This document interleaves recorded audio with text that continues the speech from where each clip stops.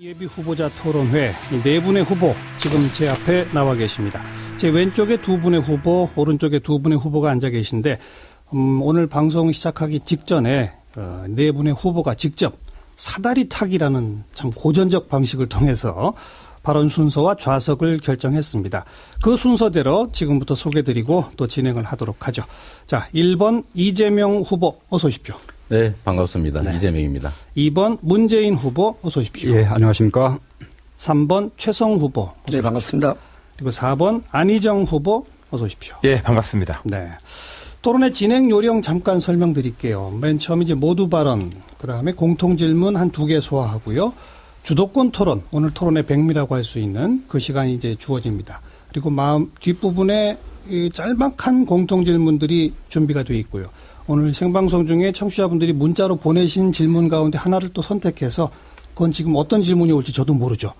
그 질문을 마지막으로 드리도록 하고 마무리 발언 시간, 이렇게 시간을 드리도록 하겠습니다.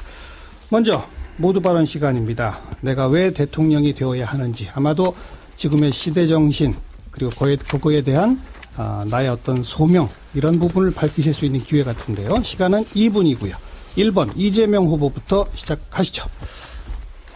국민 여러분 반갑습니다. 이재명 후보입니다. 이 한겨울에 촛불을 들고 치열하게 싸우시는 우리 국민 여러분들이 참으로 원하는 새로운 나라가 있을 겁니다. 그야말로 70년의 적폐를 청산하고 모두가 공평한 기회를 누리는 공정한 나라, 그런 나라를 위해서 우리는 함께 열심히 싸웠습니다. 그러나 그 길은 참으로 멀고도 험합니다. 기득권자들의 횡포를 그야말로 해체하고 모든 사람들이 공정한 기회를 누리는 나라를 만들려면 이 나라를 이렇게 만든 소위 정경유착, 부패한 정치 권력과 경제 권력들의 기득권을 해체해야 합니다. 그 길은 참으로 멀고 모든 정치인들이 그런 약속을 하지만 과연 실행할 수 있을지에 대해서는 많은 사람들이 의구심을 갖고 있습니다. 저는 그렇게 생각합니다. 약속은 누구나 할 수 있습니다. 그러나 그 약속을 지키는 것은 아무나 할 수 있는 게 아닙니다. 실천은 그가 과거 살아왔던 삶 그 자체, 그리고 그가 공직자로서 했던 약속을 얼마나 지켰는지, 또 그가 가진 철학과 가치는 어떤 것인지를 자세하게 살펴봐야 합니다. 저는 한 번 한 말은 지켰습니다. 그리고 때와 장소, 상대에 따라서, 그리고 내 필요에 따라서 제 태도나 말을 바꾸지 않습니다. 국민에게 한 약속은 그야말로 천금처럼 지켜야 하기 때문입니다. 지금 제가 만드는 공약들도 철저하게 지킬 수 있는 것들만 엄선하고 있습니다. 철학과 가치가 뚜렷하고 기득권자들과 싸우는 데 있어서 망설임이 없고, 그리고 작은 성과나마 만들어 왔기 때문에 국민 여러분께서 기초단체장임에도 불구하고 이 자리에 불러주셨습니다. 그가 가진 유산, 그가 가진 세력, 그가 가진 이미지가 아니라 그가 가진 실력과 능력, 실적으로 평가받고 싶습니다. 네, 다음은 2번 문재인 후보, 역시 2분입니다. 안녕하십니까, 문재인입니다. 대통령 탄핵이 끝나지 않았고 특검도 연장되지 않았습니다. 아직 마음을 놓을 수 없는 시기입니다. 이런 때 우리 당 경선 토론회를 시작하게 돼서 조심스럽고 죄송스럽습니다. 정권 교체를 반드시 이루려는 그런 노력으로 좋게 봐주시기 부탁드립니다. 정권 교체는 절체절명의 과제입니다. 적폐청산, 새로운 대한민국, 시대교체, 정치교체, 촛불혁명의 완성, 모두 정권 교체 없이는 불가능합니다. 그래서 반드시 이길 수 있는 필승카드를 뽑아야 합니다. 보수가 총결집해도 또 무슨 공격을 퍼부어도 이겨낼 수 있는 후보여야 합니다. 준비가 덜 됐거나 검증이 안 됐거나 흠결이 있다면 안심할 수 없습니다. 새로운 시대를 열 1번 타자를 뽑는 일입니다. 1번 타자의 역할은 무조건 출루해서 2번, 3번, 4번 타자로 이어지게 하는 것입니다. 무조건 타율이 높고 출루율이 높아야 합니다. 홈런도 치지만 삼진도 많이 당하고 타율이 낮은 타자는 1번 타자 감이 아닙니다. 더불어민주당의 단 한 명의 필승카드, 저 문재인입니다. 저 문재인이 더불어민주당과 함께 또 더불어민주당의 모든 대선 주자들과 함께 힘을 모아서 정권 교체하고 새로운 대한민국의 문을 열겠습니다. 반드시 촛불혁명을 완성시키겠습니다. 저 문재인을 선택해 주시고 저 문재인과 함께 해 주십시오. 감사합니다. 네, 다음은 3번 최성 후보. 전 세계에서 가장 위대한 대한민국 국민 여러분, 안녕하십니까? 인사 올리겠습니다. 최성 고양시장입니다. 많은 분들이 이재명 시장은 잘 알겠는데 도대체 최성 고양시장은 누구냐 하고 묻습니다. 잠시 저를 소개해 올리겠습니다. 저 최성은 빛고울 광주 출신으로 김대중 정부 청와대 행정관과 노무현 정부 국회의원을 거쳐서 현재는 전국 대도시 시장 협의회장을 역임하고 있고 또 대한민국에서 10번째 가는 100만 도시의 재선 고양시장입니다. 내 손으로 정의롭고 평화로운 대한민국을 만듭시다는 촛불 민심을 받들어서 김대중, 노무현 정신으로 정권교체를 반드시 일구고자 출사표를 던졌습니다. 저 최성은 김대중 대통령님으로부터 정치를 배웠습니다. 역사적인 남북 정상회담의 성사에서부터 IMF 외환 환란 위기의 주역이었습니다.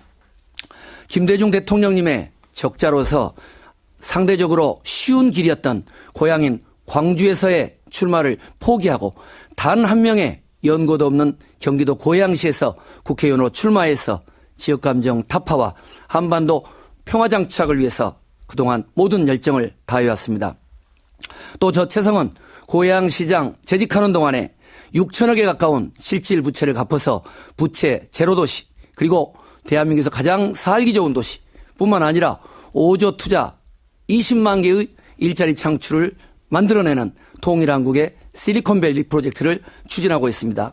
지금은 너무도 북핵 위기, 경제 위기 어려운 상황입니다. 풍부한 국정 운영을 가지고 청렴한 저 최성이 정권교체 반드시 이루어내겠습니다. 반갑습니다. 감사합니다. 네, 다음은 안희정 후보 2분입니다. 예, 안녕하십니까. 안희정입니다. 먼저 마음이 무겁습니다. 탄핵이 아직 마무리되지 않았습니다. 많은 국민 여러분들께서 조마조마하십니다. 이런 와중에 저희들의 이런 토론이 그 조마조마한 마음을 가지고 계신 국민 여러분들께 혹시 누가 될까 굉장히 마음이 무겁습니다. 또 한편으로는 안보 외교 등 나라 안팎으로 지금 굉장히 어려움에 처해 있습니다. 이런 상황에서 아주 무거운 마음으로 오늘 토론에 임하게 됐다는 말씀 올립니다. 그리고 또 오늘 세 분의 후보님들 많이 배우겠습니다. 좋은 토론을 해보겠습니다. 민주주의의 가장 중요한 비결은 우리가 우애와 협력을 잃지 않고 경쟁하는 법을 그 길을 만들어낼 때 새로운 정치와 민주주의는 만들어진다고 생각합니다. 국민 여러분들께 그동안 보아왔던 그 경쟁, 이전투구, 발꼬리 잡기, 싸움 이걸로 표현되었던 정치적 경쟁의 그 낡은 모습을 저는 극복하기 위해서 노력해 보겠습니다. 정책과 소신으로 당당하게 경쟁하더라도 그것이 그러한 경쟁이 절대로 우애와 동지의 협력의 관계를 훼손하지 않도록 하겠습니다. 저는 그게 촛불광장의 시민들이 원하시는 새로운 대한민국의 모습이라고 생각합니다. 실천해 보겠습니다. 그리고 이러한 새로운 대한민국의 정권 교체를 향해서 저도 열심히 노력하겠습니다. 많은 국민들께서 호감도, 안정성, 국정의 안정적 운영의 기대감, 저 안희정이라고 얘기하십니다. 열심히 노력해서 정권 교체를 바라는 국민 여러분들의 그 기대에 부응하겠습니다. 네, 이렇게 네 분 후보의 출사표 모두 발언을 들어봤습니다. 이제 첫 번째 공통 질문을 제가 드릴 텐데요. 이번엔 순서상 문재인 후보가 먼저 답변하실 시간이고 답변 시간은 1분 30초입니다. 공통 질문 첫 번째 드리죠. 지금 당내 경선을 하고 있는 과정입니다. 경선을 하는 이유는 여기서 뽑힌 후보가 본선에 가서 다른 당 후보들을 이기고 대통령이 되라고 하는 그런 거죠. 그래서 첫 번째 공통질문의 핵심 질문은 나의 본선 경쟁력입니다.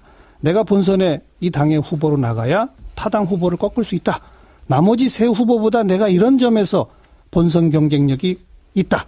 이 점을 문재인 후보부터 시작하시죠. 저는 우리 당뿐만 아니라 여야를 통틀어서 전체 대선 주자 가운데 가장 잘 준비된 후보라고 자부합니다. 이번 대선은 인수위 기간 없이 당선과 동시에 곧바로 국정을 운영해야 합니다. 제대로 준비되어 있지 않으면 이 난국 속에서 국정을 감당하기가 어렵고 실패하기가 십상입니다. 저는 인수위 없는 이번 대선에서 당선되자마자 곧바로 국정을 수행할 수 있는 유일한 후보입니다. 저는 국정 경험, 국회 경험, 당 운영 경험, 또 지난번 대선 경험 두루 갖추고 있습니다.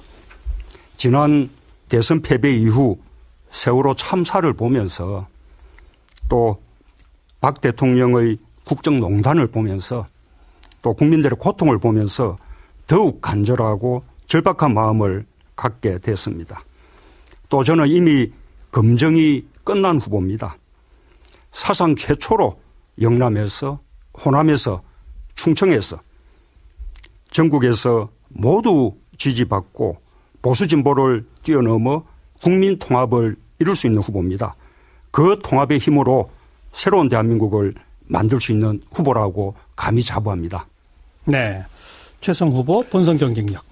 네. 우리 문재인 후보님의 진정성과 또 정책적인 내공, 또 이재명 후보님의 그런 시원시원한 어떤 정책적인 어떤 제안, 그리고 또 안희정 후보님의 안정감, 아무튼 높이 삽니다. 저 최성 역시 이번 촛불 민심을 통해서 나타난 국정농단 사태에서 나타난 민심의 첫 번째는 청렴성과 도덕성을 지닌 대통령이 나와야 된다. 이렇게 말하고 있습니다. 저는 삼성 등이나 이런 데로부터 재벌로부터 검은 돈 받지 않고 정경유착을 타파할 수 있는 그런 지도자로서 최적격이라고 생각을 합니다. 제2의 박근혜 게이트가 재발되지 않기 위해서는 범법자 대통령은 안 된다고 생각을 합니다. 저는 청와대, 국회, 시장으로 재직하는 동안에 누구보다도 청렴하게 공직을 해왔습니다. 두 번째로 정의로운 대한민국, 그리고 정말 일촉즉발의 군사위기, 또 북핵 위기, 경제 위기를 극복할 수 있는 준비된 지도자가 필요합니다. 문재인 후보님께서도 준비된 지도자 이야기를 많이 하시지만 저도 청와대에서 김대중 대통령 모시고 또 국회에서 초선으로서 국회개혁 초선연대 이끌고 재선시장으로서 이룩했던 여러 가지 성과를 토대로 해서 촛불 민심, 시대 정신 받들여서 정말 국민들에게 사랑받는 좋은 대통령 제가 노력해서 꼭 되고 말겠습니다. 열심히 하겠습니다. 네. 다음 안희정 후보 역시 본선 경쟁력. 우리 민주당은 1945년 이래로 대한민국 진보와 개혁 세력의 요람이었습니다. 그러나 우리 민주당은 늘 이 분단된 상황에서 색깔론에 시달려야 했습니다. 낡은 이념에 의해서 늘 공격당해 왔습니다. 1990년 3당 야합 이후로는 우리 민주당은 호남에 고립되어 버렸습니다. 대한민국의 보수 정권은 결국 지역주의, 민주당을 호남에 고립시키고 또한 종북 좌빨이라는 낡은 이념으로 야당을 색깔로 공격함으로써 정권을 이제까지 차지해왔습니다. 이제 우리 민주당은 새로운 민주당으로 거듭나서 대한민국 모두의 정당으로 우리가 이제 거듭나야 합니다. 그런 새로운 민주당 플랜, 그 새로운 민주당의 미래, 저 안희정이라고 생각을 합니다. 충청남도에서 가장 보수적인 지역에서 민주당이 한 번도 당선되지 못한 그 지역에서 도지사를 연임하고 있습니다. 그 사이 동안 중도 보수와 저와 견해가 다른 많은 국민들과 어떻게 대화해야 되는지 훈련받아 왔습니다. 그 결과 저 안희정에게 많은 국민들이 호감도, 안정감, 본선 경쟁력에서 높은 점수를 주고 계십니다. 새로운 민주당의 미래, 새로운 정치 대한민국의 미래, 저 안희정이라고 생각합니다. 네. 마지막으로 이재명 후보 본선 경쟁력. 네, 이재명입니다. 대한민국 국민들은 특히 촛불을 들고 싸우시는 우리 국민들은 단순한 권력 담당자의 교체 또는 권력을 담당할 세력의 교체를 원하는 것이 아닙니다. 우리들의 삶 자체를 바꿀 수 있는 그야말로 공정한 기회가 보장되는 공정한 나라, 그런 나라를 원하고 또 그래서 치열하게 싸우고 있습니다. 권력을 바꿔도 세상에 바뀌지 않는다면 국민들의 우리의 삶이 바뀌지 않는다면 의미가 없습니다. 자칫 잘못해서 역시 무능한 진보라고 하는 낙인이 찍힐 경우에는 다시는 우리 진보 세력에게 국민들은 기회를 주지 않을 겁니다. 국민들이 원하는 세상으로 바꿔야 합니다. 단순히 권력의 교체가 아니라 더 좋은 세상의 교체를 위해서 실제로 기여할 수 있는 사람이 필요합니다. 그리고 우리 후보들 중에 이 사회의 불공정과 불합리, 불법을 자행하고 있는 정치 기득권 또는 경제 기득권자와 싸울 수 있는 후보가 누군지를 여러분이 판단해 주셔야 합니다. 친재벌 후보냐, 친서민 후보냐. 친재벌 후보가 만약에 집권을 한다면 저는 그게 결국은 우리의 삶 자체는 바꾸지 못하고 권력 담당자만 또는 단순한 집권 세력만 바꾸는 결과를 만들게 될 것이다. 그래서 야권 연합 정권을 통해서 우리 야권이 진정으로 바라는 그야말로 사람들의 공정한 기회가 보장되는 제대로 된 세상을 만드는 일, 그런 일은 흑수저인 이재명만이 할 수 있다고 말씀드리고 싶습니다. 네. 자, 이제 두 번째 공통 질문, 개헌에 대한 질문입니다. 당신이 대통령이 된다면 개헌 문제 어떻게 처리할 것인지, 개헌 시기, 정부 형태, 임기 조정 등을 포함한 개헌 공약을 말씀하시면 되겠습니다. 순서상 3번 최성 후보부터 시작하시고 1분 30초입니다.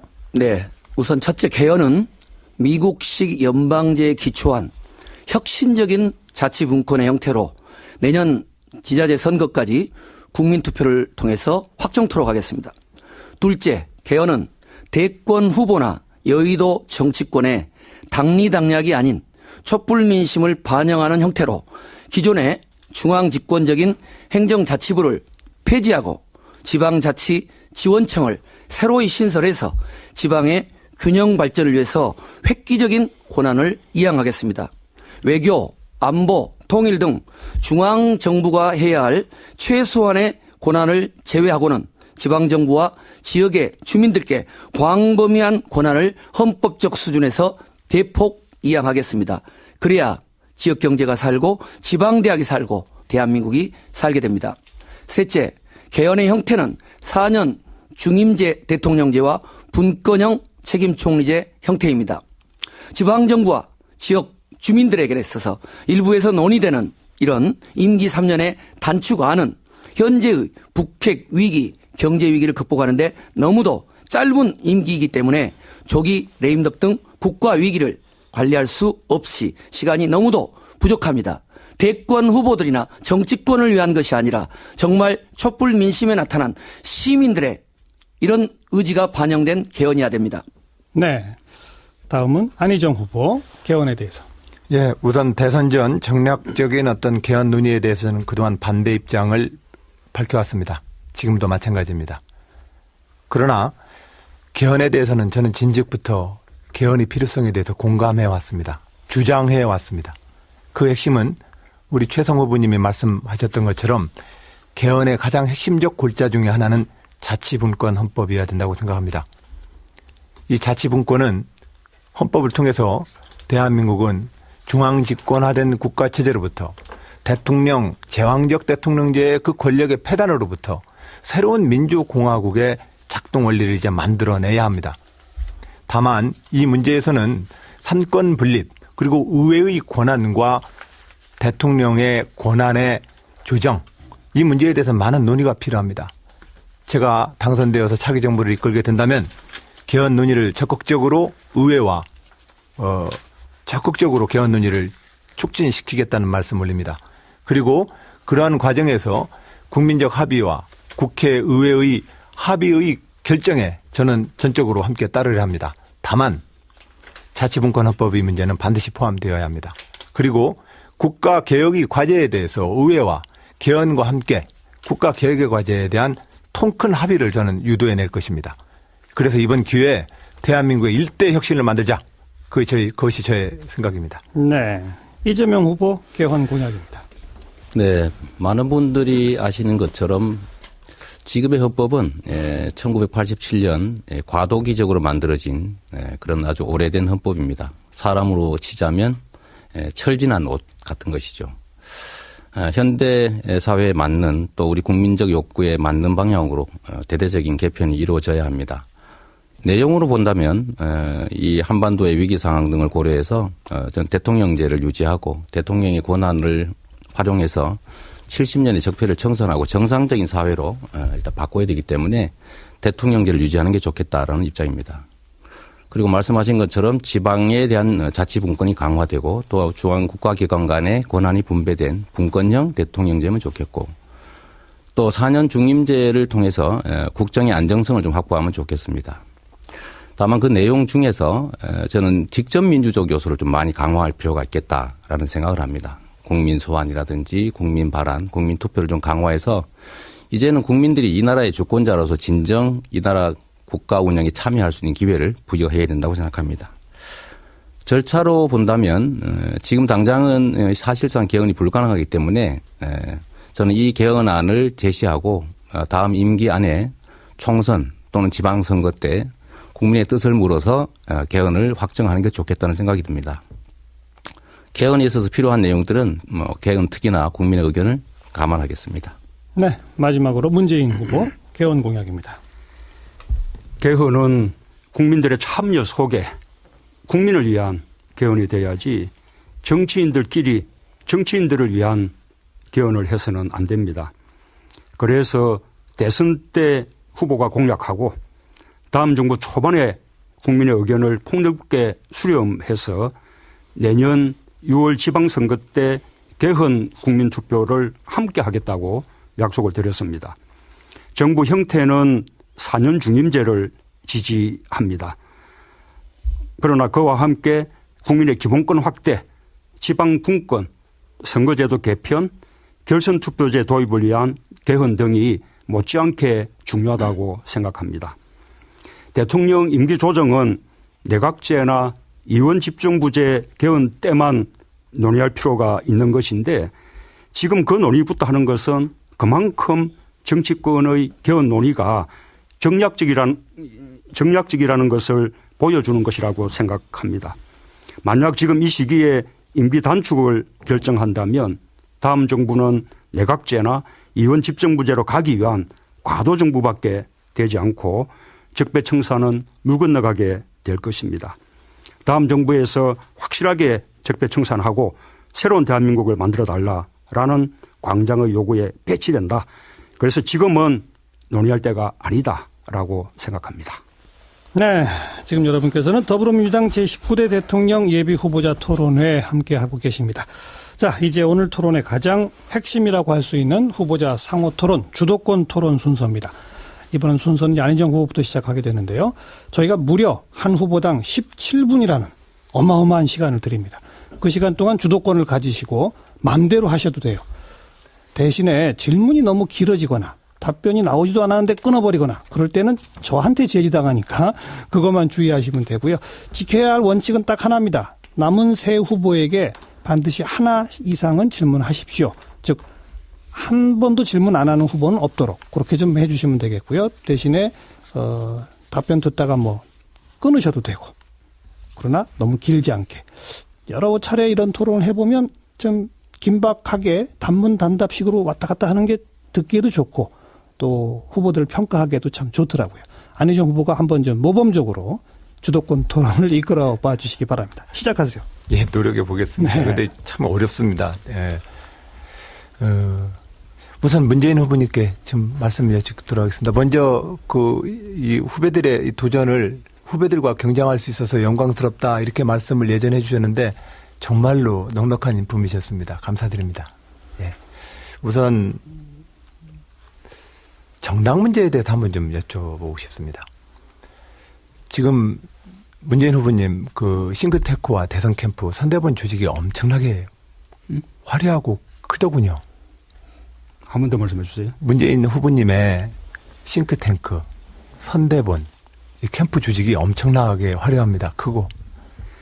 저는 정당 책임 정치를 해야 한다고 공약을 드렸습니다. 네. 이 선거의 중심이 정당이 되고 또 앞으로 정권 운용의 중심에도 정당이 서는 그래서 문재인 정부가 아니라 더불어민주당 정부가 돼야 한다고 그렇게 말씀을 드렸었고요. 네. 그러나 지금 우리가 이 선대를 통해서 많은 인재들을 영입하는 것은 우리가 다음 정부를 위해서 보다 많은 인재 풀을 넓혀나가는 그런 긍정성이 저도 있다고 생각합니다. 예, 후보님 말씀 맞습니다. 그런 긍정성이 있습니다. 다만 이런 걱정은 됩니다. 제가 이제까지 이 정당 활동을 이제 한 30년 가까이 해오면서 매번 대선 때마다 가장 큰 문제가 되고 이 대통령제에서 지금 현재 가장 큰 문제가 되는 것, 그것은 대통령이 되고 승리하면 그를 선거운동을 도왔던 분들이 당과 정부를 접수하게 돼 있습니다. 즉 정당 기반한 집권이 아니라 선거운동 때 도와줬던 그 캠프의 조직에 의해서 정당과 국정 운영이 주도되게 됩니다. 이건 좀 당연해 보이지만 저는 정당을 기치로 한 집권이 되어야 된다라고 하는 원칙을 후보님께서도 공감하셨다면 이 경선 과정에서의 그런 메모드급 경선은 캠프나 조직은 사실은 정당에 오히려 힘을 더 좀 몰아주셔야 되는 거 아니었을까요? 그래서 이 다음 정부의 가장 큰 과제는 이제는 국민들을 네 편, 내 편 나누지 않고 통합된 정치를 해야 한다고 생각합니다. 그 통합은 인재 등용에서부터 시작되는 것이죠. 우리가 인재 등용을 폭넓게 하려면 그만큼 많은 인재 풀을 확보해 나가야 합니다. 저는 제가 영입하는 인재 풀에 한정하지 않고 우리 다른 경쟁하는 후보님들이 확보하는 인재 풀도 함께 모으고 또 나중에 우리가 본선에서 승리한다면 국민들로부터도 폭넓게 추천받고 그에 대해서 당과 또 긴밀히 협의해서 이렇게 통합된 정부를 구성하겠다라고 약속을 드리겠습니다. 예. 근데 저는 후보님 의지만 가지고는 그게 그렇게 안 되는 것이 현실이라고 저는 생각합니다. 이미 저는 이 경선 과정에서 대선 공약집은 당의 이름으로 나와야 된다고 생각합니다. 미국의 민주당, 공화당도 대선 때의 대선 강령과 공약은 당에서 만듭니다. 지금 제가 그래서 당의 정책연구원과 정책위원회에 당이 집권해야 됩니다. 저 안희정의 도전은 민주당의 집권이 될 것입니다. 안희정의 집권이 아니라. 그런 측면에서 저는 정책위원회와 열린정책연구원, 우리 당의 연구원에 좀 더 많이 힘이 좀 실리길 바랬는데 현실의 문제는 그렇게 진행되고 있지 않지 않습니까?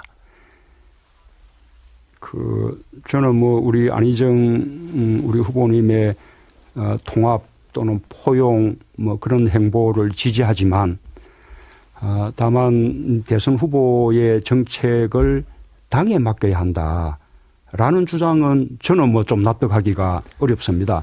물론 이제 당이 이 정책연구소가 충분히 이렇게 발전해서 그런 역량을 가지고 있다면 그 가능한 이야기겠는데 현실은 그렇지 못합니다. 오히려 이 대선 시기에 후보들이 활발하게 정책을 개발하고 또 그 정책들을 서로 또 토론하고 그것을 공약하고 또 국민적으로 지지받음으로써 당의 정책 지평이 그만큼 넓어지고 높아지는 거 아니겠습니까? 그런 노력들을 후보들이 함께하는 것이 너무 당연하다고 생각합니다. 저는 정책 개발을 당에 맡기는 것은 조금 뭔가 조금 좀 무책임한 거 아니냐 그런 비판을 좀 하고 싶습니다. 네, 저는 이번 경선은 후보 중에 어떤 분이 후보가 되어서 그분을 지지했던 세력이 당을 접수하고 다음번 정부를 꾸리는 이 낡은 풍경으로부터 좀 벗어나길 저는 바랍니다. 제가 이제까지 봐왔던 87년 60항쟁 이후의 모든 여야의 대선은 후보 간의 경쟁을 하고 그 후보를 지지했던 분들이 당의 후보가 되면 당을 접수하고 그래서 청와대와 내각을 구성합니다. 근데 그 방식은 지난번에도 보지 않으셨습니까? 2, 3년 대통령 인기 떨어지면 당에서부터 이미 빈총 날라옵니다. 그러면서 실질적으로 그 정권은 그 그를 선거운동을 도왔던 사람들의 정권으로 끝나버립니다. 저는 그것을 지금 극복하기 위한 지금의 어떤 노력이 필요하다고 생각을 해서 드렸던 말씀입니다. 제가 이 정책공간 국민성장을 만들 때 원래 처음에 제 꿈은 그것을 우리 후보들 모두의 공동정책 풀로 만들어서 누구나 그 정책을 이용할 수 있게끔 하는 것이었습니다. 근데 그렇게 되려면 당의 이 정책 공간이 만들어져야 되는데 아시다시피 우리 또 지식인들이 또 대학 교수들이 당으로 결합해서 뭔가 활동하는 것은 내켜하지 않는 것이 현실이거든요. 그래서 우리 후보들이 오히려 정책 공약 개발 정책들을 더 열심히 개발해서 나중에 후보가 된다면 다른 후보의 공약까지도 다 안고 대표하는 그런 선거를 치르는 것이 바람직하지 않을까 싶습니다. 예, 저는 그래서 며칠 전에 당 정책연구원에 가서 제가 구상하고 있는 다음 정부의 국정 운영의 철학과 원리에 대해서 얘기를 하고 기존의 당이 가지고 있는 정책들을 저는 점검했습니다. 좀 더 당에다가 무게를 실어서 정당의 집권이 되어야만 그동안 우리가 봐왔던 역대 대통령과 그 정부의 한계를 극복할 수 있다. 저는 그렇게 생각하고 있다는 말씀을 드립니다. 그래서 이번에 우리가 정권 교체내면 우리 더불어민주당이 여당이 될 텐데 그때는 우리가 함께 힘을 모아서 우리 당의 정책연구소를 그런 정도 수준으로 발전시켜 나가십시다. 예, 후보님 정말로 저의 충원을 또 저의 이 정당인으로서 오랫동안 이 경험을 꼭 저는 경청해 주시리라 믿습니다. 예, 지금 이 추세로 가면 그것은 문재인을 지지하는 사람들의 집권이 됩니다. 그 악순환 구조에서 못 빠져나오십니다. 그건 제가 정말로 진심으로 말씀 올립니다. 끝으로 하나 문후보니까 하나만 더 질문 올립니다. 누가 대통령이 되든 지금 현재 국민을 통합으로 이끌어야 합니다. 탄핵 이후에 또 다음 정부는 기본적으로 우리는 국민을 통합으로 이끌고 현재 구성되어 있는 의회의 이 다당 체제 내에서 국민이 요구하고 있는 개혁의 과제들을 실천해내야 합니다. 그런 점에서 저는 현행 헌법 내에서 현재의 대통령제와 의회의 협치 수준을 국가개혁을 놓고 합의하는 연정 수준의 협치 수준을 연정 수준으로 높이자고 제안하고 있습니다. 이 제안에 대해서 어떻게 생각하십니까? 저는 협치 꼭 필요한 일이죠. 그 다음에 단독으로 과반수를 이룰 수 없다면 연정도 당연히 필요할 겁니다. 그런데 지금 우리 안희정 후보가 이 차원을 넘어서서 대연정, 자유한국당까지 함께하는 대연정을 말씀하시는 것은 저로서는 참으로 납득하기 어렵습니다. 제 말씀을 앞뒤를 다 듣고 나서도 여전히 납득이 안 되시던가요?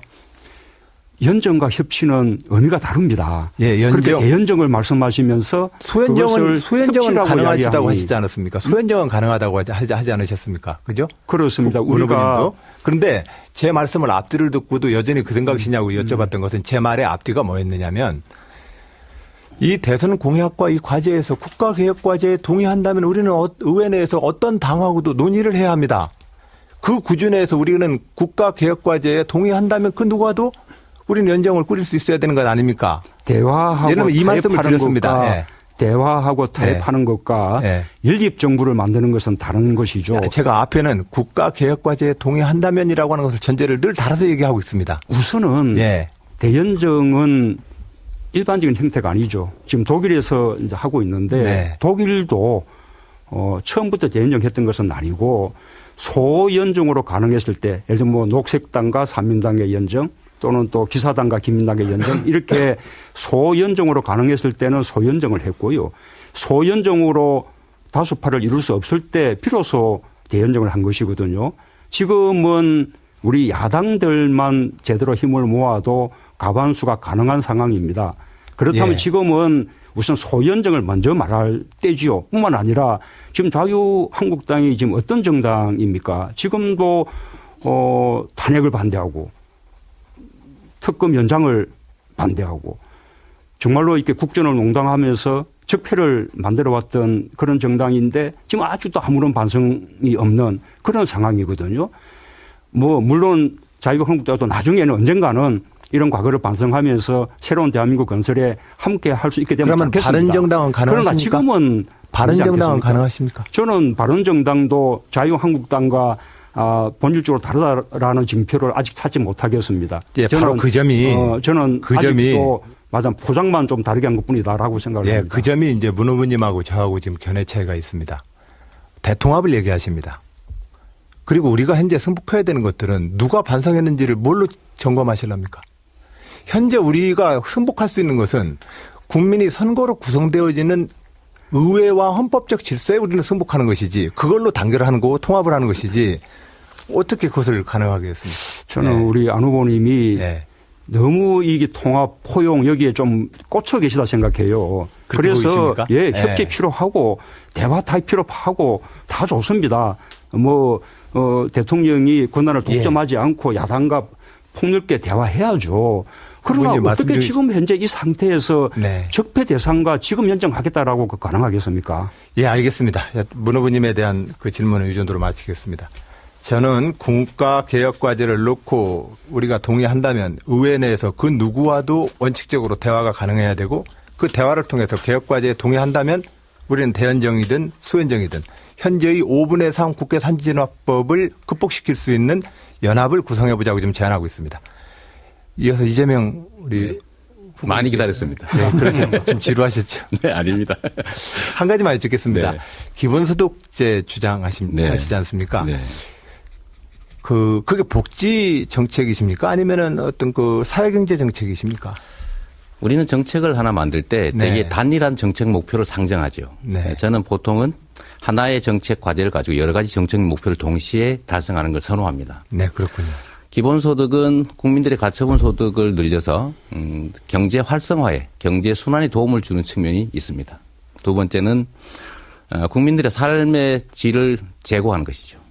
세 번째는 사회적 경제적 격차를 줄이는 것입니다. 그래서 이건 매우 복합적 그 용도의 정책이기 때문에 우리 안 지사님, 안 후보께서 말씀하신 것처럼 그냥 세금을 나누어 주는 건 아니다. 공짜로 주는 건 아니다. 제가 그 말씀드리고 싶습니다. 저는 근데 그 대목에서 영 좀 동의가 안 가고 이해가 안 가는 게 그 예산이 이제 대략 지금 말씀하신 거 보면 43조 원 들어가신다고 돼 있더군요. 예산 28조 원과 국토보유세 15조. 근데 우리 모두 이제 어쨌든 저는 이제 광역지방정부를 이끌었습니다만 현장에서 실질적으로 바라보면 현재 대한민국의 사회복지제도가 정말로 더 강화되어야 합니다. 네. 근로 능력을 가지고 있는 많은 노동자들은 실업급여, 산재급여, 그리고 경력과 여성 출산 경력 단절로 이어지는 일가정 양립을 위한 보육과 육아에 대한 지원, 네. 그리고 근로 능력을 상실하고 있는 장애인과 노인 어르신들과 아동에 대한 보육 정책에 대해서 우리는 좀 더 높은 재정 투자를 좀 강화해야 되는 거 아닐까요? 바로 그거죠. 네.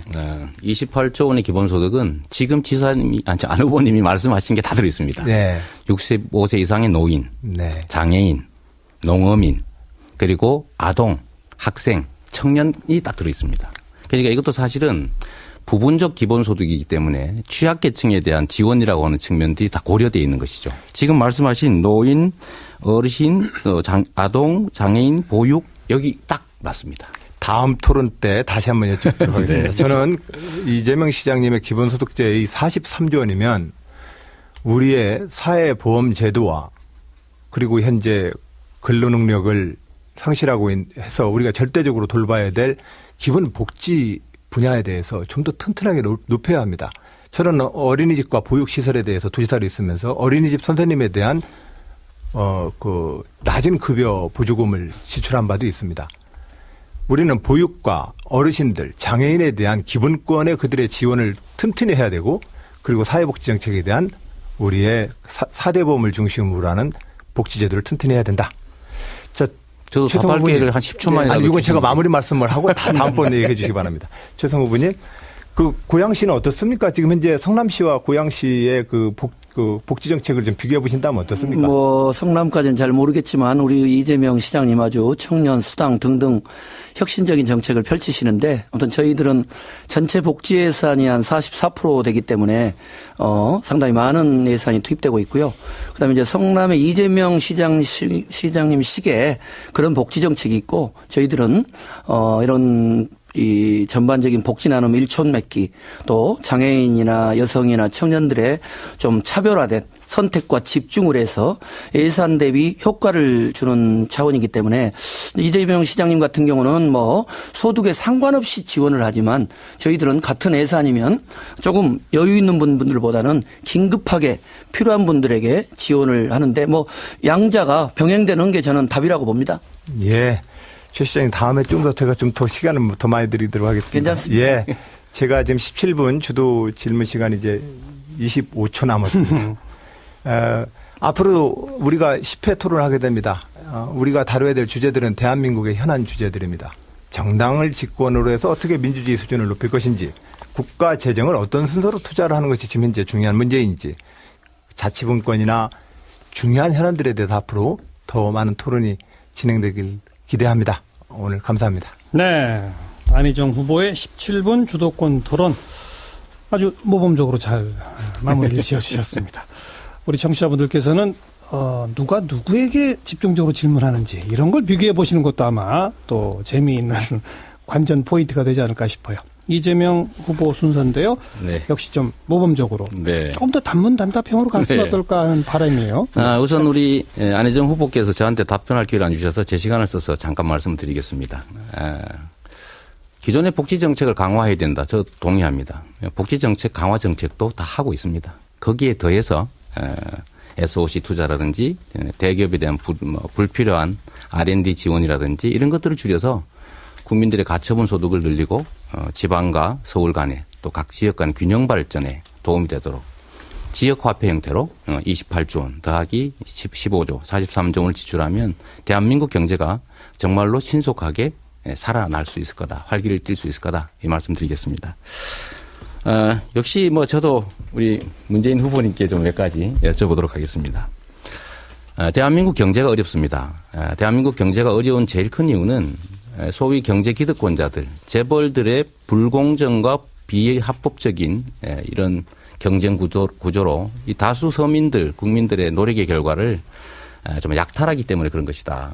중소기업의 경영 성과를 단가 후려치기라든지 또는 뭐 기술 개발자들의 기술을 탈취한다든지 하는 이런 비상식적이고 불법적인 방법을 통해서 부를 키우고 또 그거를 정치 권력과 야합을 통해서 또 보장받고 또 그러고 있는 것이 이 나라 경제의 제일 심각한 문제라고 생각합니다. 최순실, 박근혜 게이트도 사실 알고 보면 부패한 정치 권력을 부정한 경제 권력들이 이용해서 부당한 이익을 취하다 생긴 일입니다.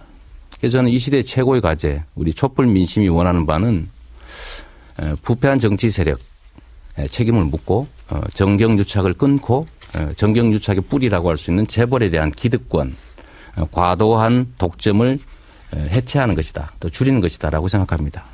그래서 저는 기본적으로 이 시대 과제는 재벌의 독점과 형포를 억제하고 다수 약자들을 그야말로 부호해서 함께 살아가게 하는 억강부약의 정신이 중요한 때라고 생각합니다. 그런데 안타깝게도 제가 보기에는 우리 문재인 후보님께서는 재벌 개혁을 말씀은 하시는데 실제로 자세히 내용을 들여다보면 재벌에게 이익을 주거나 재벌의 부당한 이익 구조를 그대로 유지하게 하거나 또 재벌들과 인적 관계를 심하게 맺거나 이런 요소들이 보입니다. 그래서 단문으로 하나 여쭤보면 얼마 전에 제가 집회 현장에서 한번 여쭤봤는데요. 재벌들의 준조세 16조 4천억을 없애주겠다라고 공약을 하셨는데 이 16조 4천억 중에 비자발적 후원금은 1조 4천억 정도고 무슨 개발에 따른 이익을 얻기 위해서 생기는 부담, 뭐 학교용지 부담금, 개발 부담금, 뭐 이런 기금 부담금 이런 것들이 있습니다. 이런 거는 다 법정 부담금인데 이게 한 15조 원 정도 됩니다. 이걸 지금 폐지하겠다고 공약을 해 주셨는데 일단 진심이신지 혹시 착오에 의한 게 아닌지 한번 여쭤보고 싶어요. 그런데 이 준조세라는 의미를 조금 네. 오독하신 것 같은데요. 네. 아까 방금 말씀하신 법정 부담금 네. 그것은 법에 근거한 것인데 네. 그것이 뭐가 문제겠습니까? 네. 지금 우리가 문제 삼는 것은 법에 근거하지 않는 네. 정경유착의 수단으로 오가는 그런 검은 성격의 돈. 네. 이분 같은 경우에 미르재단, K스포츠재단에 출연한 돈, 또 청년희망재단 네. 이런 데 출연을 강요당한 돈, 또는 전국 곳곳에 이 창조 혁신센터 만들면서 재벌들에게 하나씩 떠안겨서 부담시킨 그런 일들, 과거에 네. 일회재단 이런 것처럼 맞으면 퇴임 후를 대비하는 그런 식의 자금을 요구하는 네. 이런 일들을 못하게 막겠다는 것이고, 그다음에 아까 준조세에 이제 16조 원 그런 정도로 금액이 많다는 것을 표시한 것이죠. 아닙니다. 지금 이제 방송을 보시는 분들도 뜻은 네. 그렇게 분명히 하십시다. 어쨌든 네. 법에 근거한 것을 말한 것이 아니고 법상 근거가 없는 것을 권력의 힘으로 네. 이렇게 강요해서 받아내는 것을 말하는 것이다라고 분명히 하고요. 법정 부담금도 문제가 영 없는 것은 아닙니다. 왜냐하면 후보님 제가 질문하는 걸 좀 저도 좀 말씀드릴 기회를. 제가 그 점을 동의합니다. 요말만 조금. 예, 왜냐하면 이것도 일종의 세금적인 성격인데 네. 그렇다면 국회의 그 예산 심의 뭐 이런 통제를 받아야 되는 것이거든요. 네. 이 법정 부담금이 그런 통제를 벗어나는 수단으로 이렇게 많이 사용되고 있는 것은 그런 부분들은 다시 한번 좀 되짚어 봐야 될 부분이라고 네. 생각해요. 예. 제가 말씀드리는 것은 그날 후보님 발언하실 때 16조 4천억이라 콕 집으셨거든요. 그다음에 정경련이 계속 요구하는 게 법정 부담금과 비자발적 후원금을 합친 준조세를 폐지해달라라고 하는 게 정경련의 민원사항입니다. 그런데 그때 문 후보님께서는 비자발적 후원금 1조 3천억을 못 내게 하겠다고 하면 누가 뭐라고 하겠습니까? 그런데 분명히 준조세를 폐지하겠다고 하셨고 16조 4천억이라고 했는데 그중에 15조 원은 법에 정해져 있는 개발 부담금, 학교용지 부담금 이런 것들입니다. 이 15조 원을 감면해 주겠다고 공약을 하셨는데 아니라고 하시면 저는 먼저 정리하고 넘어가겠습니다. 예, 아까 그때 표현이 잘못된 겁니까? 분명히 말씀드렸고 네. 뿐만 아니고 좋습니다. 네. 그러면 제가 받아들이고요. 이런 이제 비법정 부담금도 아까 2조 얼마 했는데 저는 네. 아까 그 창조혁신센터를 알겠습니다. 당긴 거라든지 예, 이해하겠습니다. 실제로 우리가 파악하지 못하는 그런 것까지 포함하면 훨씬 더 많을 것이라고 네. 생각해요. 일단 이해하겠습니다. 그게 이제 정경유착의 준조세 문제는 뭐 그렇다 치고 그러면 복지 증대도 하셔야 되고 증세도 필요하시다고 하면서 왜 법인세는 증세 대상에서 빼고 계십니까? 법인세 제가 잠깐 이게 안 보이는 방송이라 좀 그러긴 한데 문 후보님만 보시라고 좀 보여드리면 법인세는 거의 늘어나지 않고 있고요. 이 소득세 국민의 세금은 23조 원이 늘어났습니다. 자 우선 네. 근데 왜 이 부분은 좀 분명히 알 것은 법인세 정세는 우리가 일자리 회사이라든지 복지회사이라든지 네. 또는 아까 우리 뭐 이재명 후보님의 공약 같으면 기본소득 보장을 하기 위한 재원 대책으로 이야기되는 것이고 네. 그것하고 재벌 개혁은 다른 것이죠. 자, 그 말씀을 우선 드리고 그다음에 저는 또 법인세 정세를 하지 않겠다고 한 바가 없습니다. 정세가 필요한데 정세가 순서가 있다. 첫 번째로는 우리 이명박 박근혜 정부 들어서 오히려 서민들이 더 많은 세금 부담하게 되고 부자들이 세금이 줄어드는 이런 식의 조세의 제가 먼저 극심한 불평을 확인 하나 하겠습니다. 보여줬거든요. 머니투데이에 각 캠프의 증세 대상을 물었을 때 문재인 후보님과 안희정 후보님은 증세 대상에서 법인세를 뺐습니다. 그리고 지금 계속 말씀이 법인세 증세 여부는 논란의 대상이다, 딜레마다라고 표현도 하셨고. 아니죠. 제가 분명한 저의 공약은 첫 번째는 고소득자들의 이 소득세를 더 높이겠다는 것이고 두 번째로는 고액 상속 정려에 대한 세금 법인세입니다. 잠깐만 네. 조금만 더 계시면 됩니다.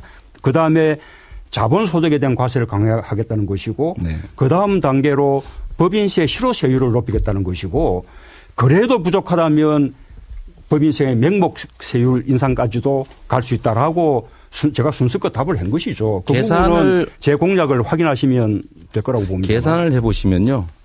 문 후보님이 하시고자 하는 각종 정책에 법인세 증세가 없이는 불가능합니다. 한번 언제 기회 되면 계산해 보시고 법인세에 대해서는 분명히 지금까지 언론에 발표된 거나 말씀이나 법인세에 대해서 소극적이신 건 사실입니다. 국민이 판단하겠죠. 제가 그래서 하나 더 여쭤보겠습니다. 이재명 후보님도 법인세 실효세율 아닙니다. 높이자고 주장을 하고 계신데 500억 이상 그것은 영업이익이 법인세 증세가 아닙니까? 그건 증세가 아니라 현실화하는 것이 법정 세율을 올리는 게 진짜 증세지요. 법인으로부터 더 많은 세금을 내게 만드는 게 증세인 법인세 것이죠. 실효세율을 아무리 올려도 우리나라에서는 최대치가 5조 원이고 대기업에 대해서 증세를 해도 3조 원을 넘지 못합니다. 그거 단 한 개의 공약도 커버하지 못하는 거라는 거 제가 말씀드리고 싶고 제가 그러면 더해서 한번 여쭤보겠습니다.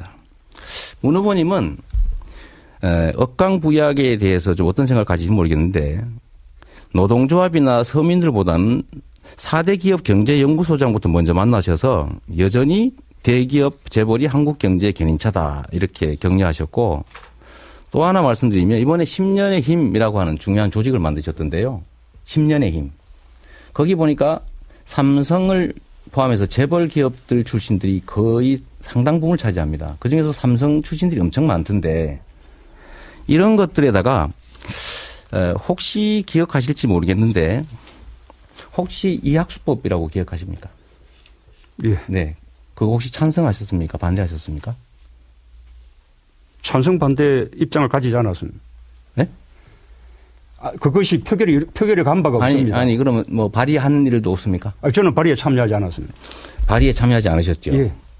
범죄자들의 범죄 수익을 환수하는 것은 자연적 정의라고 보는데 그런데도 참여하지 않으셨고 또 심지어 아까 말씀드렸던 이학수법뿐만 아니라 잠시만. 네, 이런 모든 법안에 모든 국회의원들이 다 발의에 참여하는 건 아니죠. 발의는 필요한 숫자만 이렇게 확보되면 발의가 되는 것이고 그 법안에 대한 찬반은 표결 때 이게 표명하게 되는 것이죠. 103명이 참여하는데 문 후보님은 참여하지 않으셨어요. 그리고 전당대회 전에는 참여하겠다고 말씀하셨다가 당대표 되신 다음에 유구무원 하셨습니다.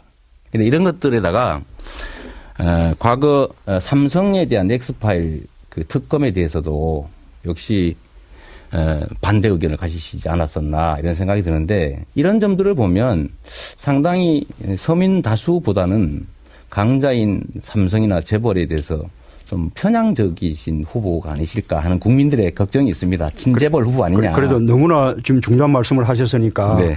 답변할 기회는 주셔야겠죠. 네, 그럼요. 우선은 제가 재계 인사들도 당연히 만나죠. 그러나 또 중소기업 중앙회도 방문했고요. 뿐만 아니라 사회연대 노동포럼이라는 노동자들의 포럼도 대규모로 결성해서 제가 참석해서 저의 노동정책을 네. 다 충분히 밝힌 바도 있습니다. 그렇게 균형 있게 말씀하셔야지 한 대목만 뽑아내서 재계 인사 만나서니 이렇게 재벌 아니냐 이렇게 말씀하시면 곤란하고요.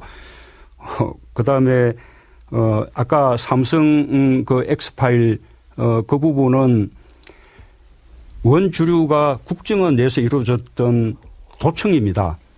그 도청 부분에 대해서 검찰이 충분히 수사해서 과거의 국정원장들이 시효가 살아있는 분들은 다 구속돼서 처벌까지 됐었어요. 그런데 그 수사를 하는 그 시기에 특검으로 가자 그러면 그에 대한 검찰 수사가 중단될 수밖에 없는 것입니다. 저는 그 점을 반대했던 것이고 뜻값 부분, 검사들의 뜻값 부분에 대한 특검은 그것은 별개의 문제다라고 제가 분명히 말씀드렸고 그 부분은 자료가 남아있죠. 네, 알겠습니다. 저는 문재인 후보님께서 서민 다수를 대표하는 그런 후보가 되시고 또 친재벌 후보 이런 말씀 안 듣기를 바랍니다만 정책적이나 이런 측면에서 좀 더 많은 배려를 해 주셨으면 하는 바람으로 이제 질문을 마치고 재계에서는 좀 좋아하겠습니다. 이 질문에서. 네, 우리 안희정 후보님께 간단하게 한 말씀 드려보려고 합니다. 촛불 민심, 또 시대적 과제는 구태 적폐의 청산과 새로운 희망적인 나라, 공정한 나라 아니겠습니까?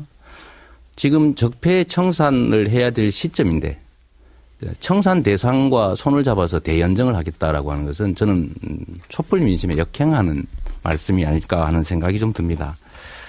그런 측면에서 저는 민심, 지금은 청산하고 새 출발할 때다. 보통의 시기가 아니라 좀 비상 시기다. 이런 점들을 좀 고려해 주셨으면 하는 바람을 담아서 여기도 질문 한번 드려보겠습니다.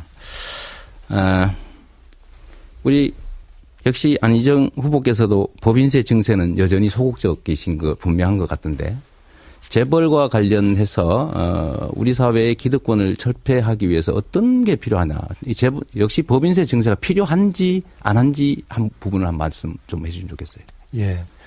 우선 그 이재명 시장님과 촛불광장에 있는 많은 그 우리 시민 여러분들께 적폐청산과 개혁을 향한 그 길에 저 안희정도 분명히 함께하고 있다는 말씀 올립니다. 그리고 이재명 시장님도 참 고생하셨습니다. 고생하셨고 그러한 선도적인 어떤 투쟁들이 이재명 시장님의 많은 사랑과 지지를 만들어줬다고 생각을 합니다. 앞으로도 저는 촛불광장이나 개혁을 바라는 국민들과 함께 늘 같이 하겠다는 말씀드리고 제가 말하는 의회에서의 그 연정이라고 하는 정신에 대해서도 한 번 더 좀 생각해 주셨으면 하는 말씀을 올립니다. 그리고 법인세 증세 문제에 대해서는 저는 거기에 대해서 반대를 하거나 그런 입장은 아닙니다. 다만 지금 국가의 장기, 중장기 재정 계획을 좀 짜서 이만저만 하는데 돈이 이렇게 필요합니다라고 하는 좀 더 설득을 정부가 먼저 해야 합니다. 우리가 증세를 딱딱 정한다고 해서 그것이 바로 이렇게 돈이 거치는 게 아니지 않습니까? 지난번 종부세만 해도 얼마나 많은 저항이 있었습니까? 그래서 우리가 국가재정의 미래 수율을 잘 파악해서 국민 여러분들께 그 돈 잘 쓰겠습니다. 세금 좀 더 걷게 해 주십시오. 이 절차 과정이 필요하다는 걸 강조했습니다. 네.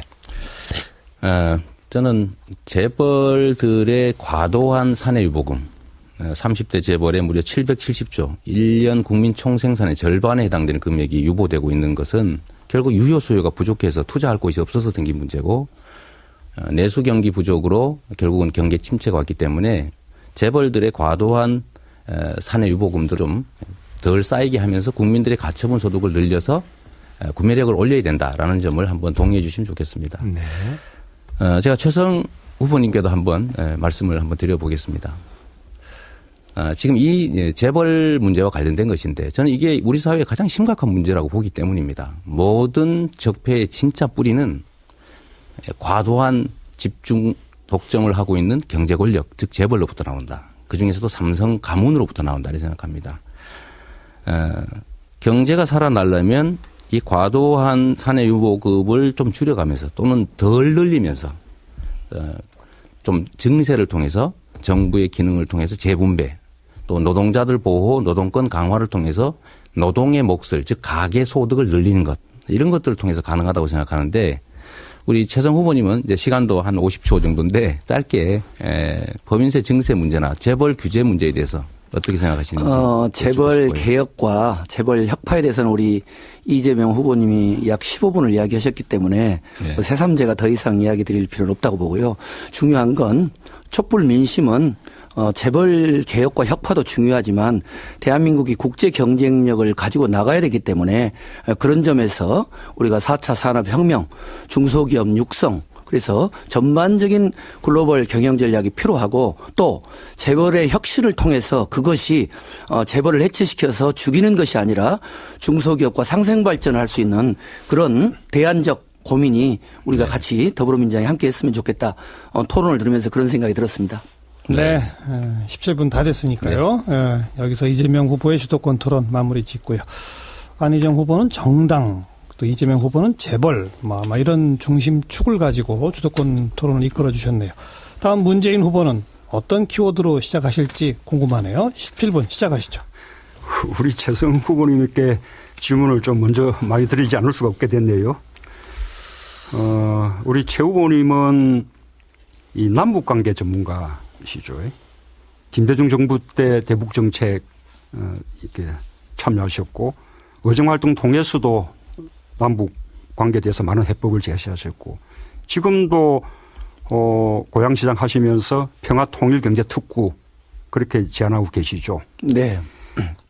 지금 우리 고양, 일산, 파주 이쪽 지역은 결국은 김대중 노무현 정부 민주정부 10년간의 남북 평화 기간 동안 그렇게 비약적인 발전을 하지 않았습니까? 그 전까지는 아주 낙후된 곳이었죠. 만약에 김대중 노무현 정부의 그 시절에 남북 평화가 없었다면 여전히 지금도 접경 지역으로 개발되지 않은 채 낙후되어 있을 거라고 생각합니다. 동의하시죠? 네네. 예, 뭐 그에 대한 생각 좀 말씀해 주시죠. 너무 좋은 말씀 해주셨는데요. 제가 김대중 대통령 모시고 역사적인 남북 정상회담을 할 때 회담 대표였고요. 또 노무현 정부 때도 국회 통일외교통상위원회에서 활동을 했는데 김대중 정부 노무현 정부 10년 동안 제가 해외를 가면 많은 해외 기업인들이 곧 통일이 될 것 같은데 어디에 투자를 해야 되느냐 이런 희망과 꿈의 도시였고 꿈의 나라였는데 박근혜 정부 이명박 정부 하에서 해외를 가게 되면 곧 전쟁이 날 것 같다. 어떻게 참 배짱 좋게 그렇게 대한민국 국민들은 사는지 모르겠다. 이런 상황입니다. 그러면 최고의 안보는 역시 평화다. 당연합니다. 그리고 또 평화가 바로 또 경제다. 네. 뭐 그렇게 뭐 동의하시는 네. 거죠. 그런 점에서 한 말씀만 마지막 드리면 이제 독일의 경우를 보면은 이제 이런 한반도의 평화 통일이 오는 데까지는 지방자치단체의 역할이 중요합니다. 그래서 저는 고향 시장이고 기초자치단체장이긴 하지만 아까 말씀드린 것처럼 5조 투자에 20만 개 일자리 창출을 하는 평화통일 경제 특구 통일 실리콘밸리 더구나 850만 평에 해당되는 통일경제 특구법을 법안 발의를 해서 우리 이 네 분의 후보 중에서 이번에 만약에 새 정부를 꾸리게 되면 수도권 인근에 1,000만 평의 땅에 정말 5조 투자에 20만 개 일자리 창출을 할 수 있는 이 프로젝트가 진행되고 있습니다. 그래서 저는 오히려 문 후보님께서 뭐 지금은 대세론이시니까 저보다 확률은 훨씬 더 높으리라고 봅니다만은 뭐 제가 주도적 질의는 아니지만 이런 류의 이 공약을 함께 이양하실 그런 생각은 있으십니까? 예, 저도 이렇게 남북 관계에 관한 정책을 곧 발표를 할 겁니다. 이제 그런데 방금 이제 이제 좋은 그런 말씀이신데 김대중 정부에서 햇볕 정책을 이렇게 펼치면서 김대중 대통령께서 가장 강조하셨던 것이 압도적인 대북 국방력의 우위가 확보돼야 된다.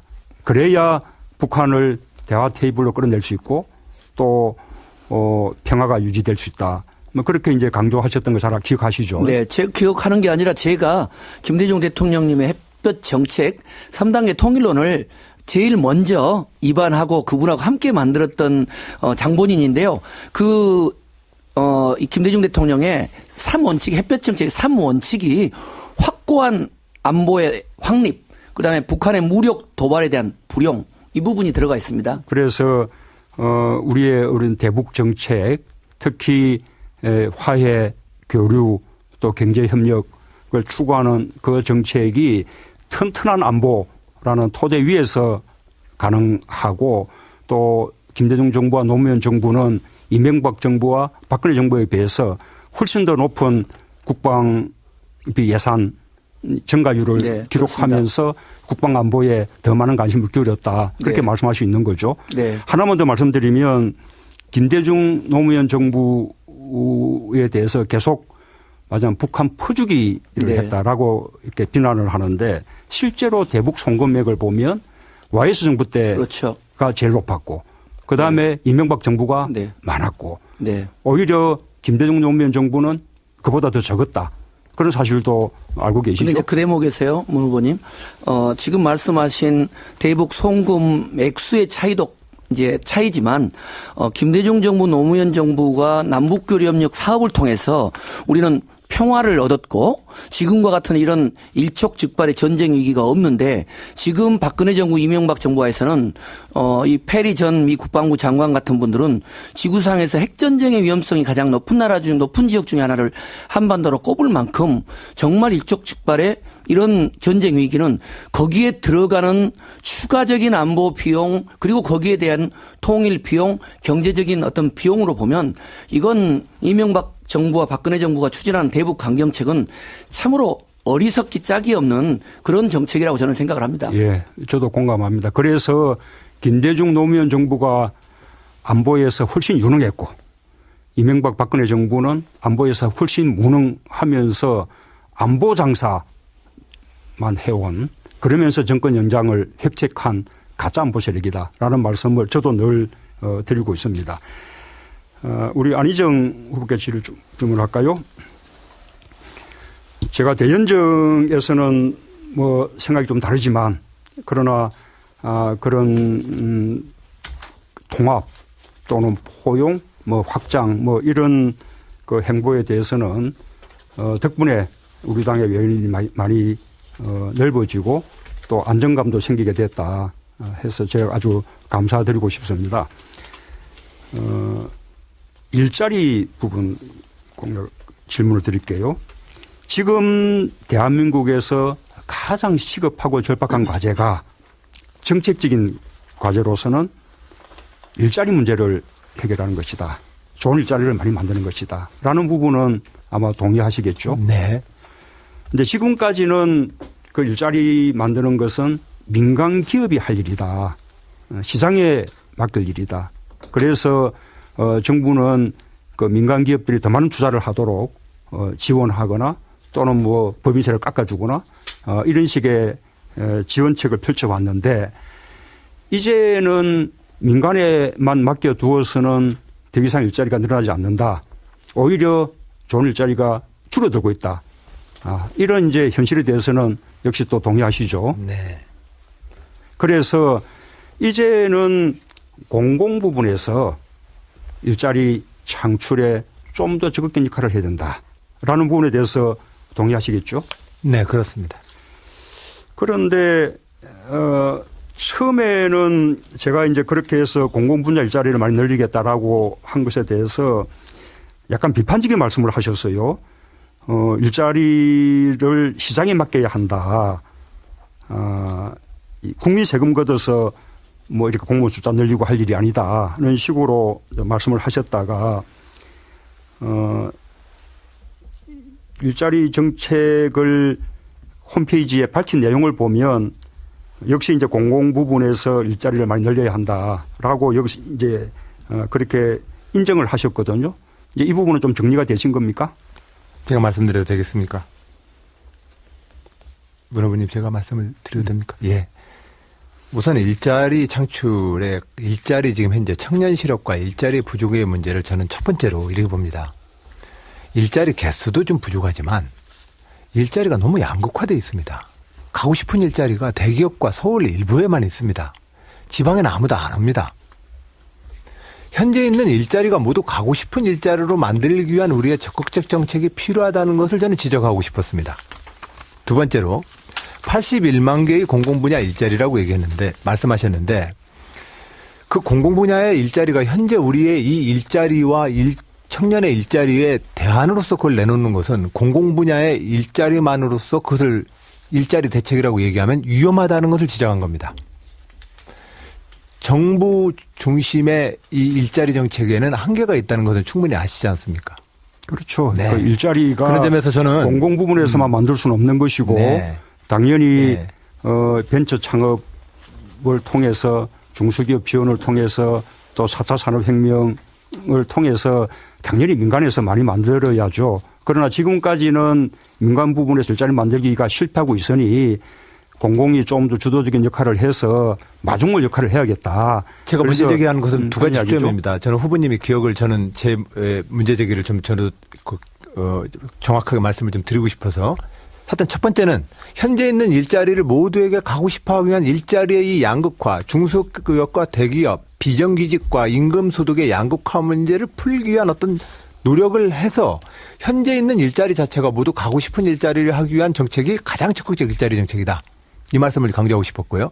두 번째로는 공공 분야의 일자리 속에서는 예를 들면 우리가 돌봄 서비스라든지 사회적 공공 서비스 분야에서 우리가 일자리가 많이 필요합니다. 또 특히 국방 분야에서도 일부의 일자리가 필요합니다.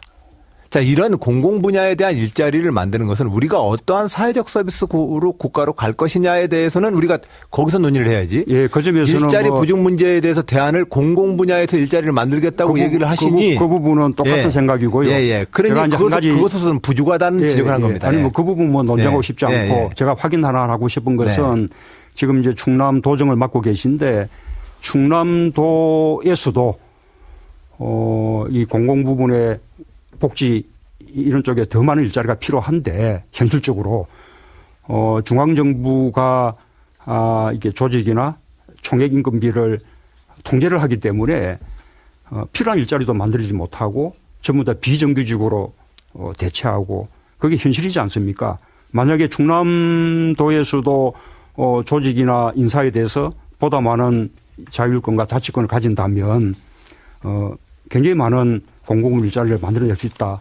이렇게 나는 생각하는데 맞지 않습니까? 예, 예. 그래서 쟁점이 공공 분야의 문 후보님의 공약을 놓고 제가 비판적 말씀을 드렸던 이유는 그것이 현재의 대한민국의 저성장 일자리 부족이라는 현실에 대한 대안으로서 제시됐다면 부족하다는 걸 지적한 겁니다. 경제 산업 속에서의 노동 정책은 다른 방법으로 접근해야 된다. 그것에 대한 질문에 공공 분야에 대해서 81만 개 만들겠다라고 얘기하는 것은 뭔가 피트가 안 맞는다는 말씀을 드립니다. 공공 부분과 예. 민간 부분이 함께 일자리를 만들어야 된다라고 정리를 하고요. 예. 그다음에 제가 왜 이제 이 부분에 대해서 조금 질문을 하고 싶었는가 하면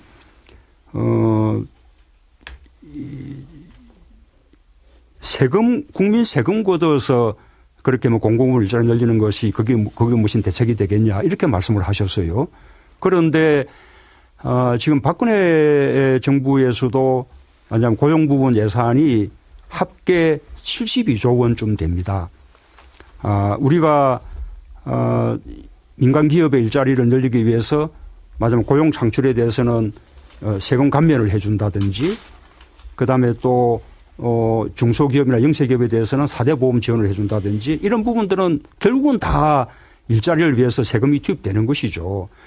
일자리 세금으로 이렇게 사용해야 될 가장 중요한 그 항목이 오히려 일자리 만드는 것이라고 그렇게 생각하지 않습니까? 세금으로 일자리 만든다는 것이 그것이 이상하게 느껴집니까? 아닙니다. 지금 현재 일자리 개수가 부족하다는 거에 대해서 일자리 개수를 공공 분야 투자해서 일자리 개수를 만들겠다고 대답을 하시니 그것으로는 부족합니다. 그것은 과거 우리 대한민국 해왔던 정부 주도형 경제정책의 패턴입니다. 지금 우리에게 필요한 것은 새로운 형태의 경제산업정책인데 그건 두 가지입니다. 말씀하셨던 것처럼 새로운 산업 분야에 일자리가 늘어날 수 있는 혁신을 유도하는 것. 두 번째로는 예. 현재 있는 일자리 개수로도 예, 좋습니다. 그건 공감하고요. 예. 어쨌든 그러기 위해서도 지금은 좀 공공 부분이 마중물 역할을 해줄 필요는 있다라고 이제 말씀을 조금 드리고 싶고 네. 이제는 또 우리 이재명 후보님 또 안 할 수 없는데 저한테 기회를 주신 거니까. 또 어쨌든 우리 지금 촛불 전국에서 아주 시원한 말씀으로 네. 또 국민들을 많이 또 대변하셔서 역시 또 우리 당의 외연도 넓어지고 지지도를 높이는 데도 크게 기여를 하셨습니다. 네, 감사합니다. 감사 말씀을 드리고요.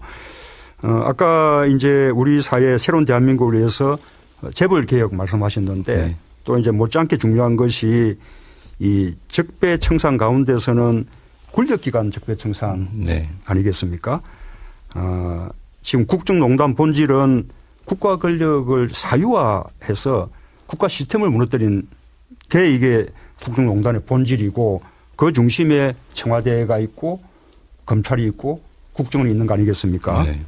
그래서 저는 우선 청와대 특권을 버리고 광화문 대통령시대를 열겠다. 그리고 지금의 청와대는 시민들께 돌려드리겠다. 이렇게 그 공약을 했는데 네. 우리 이재명 시장님도 지금 시장실을 성남 시민들께 개방한 것으로 네. 알고 있거든요. 아까 방금 말씀드린 광화문 대통령 시대 공감하시는가요? 문제는 그런 외형들도 매우 중요하죠. 실제로 국민들이 권력을 두려워하지 않고 또 국민들의 의사가 제대로 반영되는 권력 행사가 이루어져야 됩니다. 그 점에 100% 동의하고요.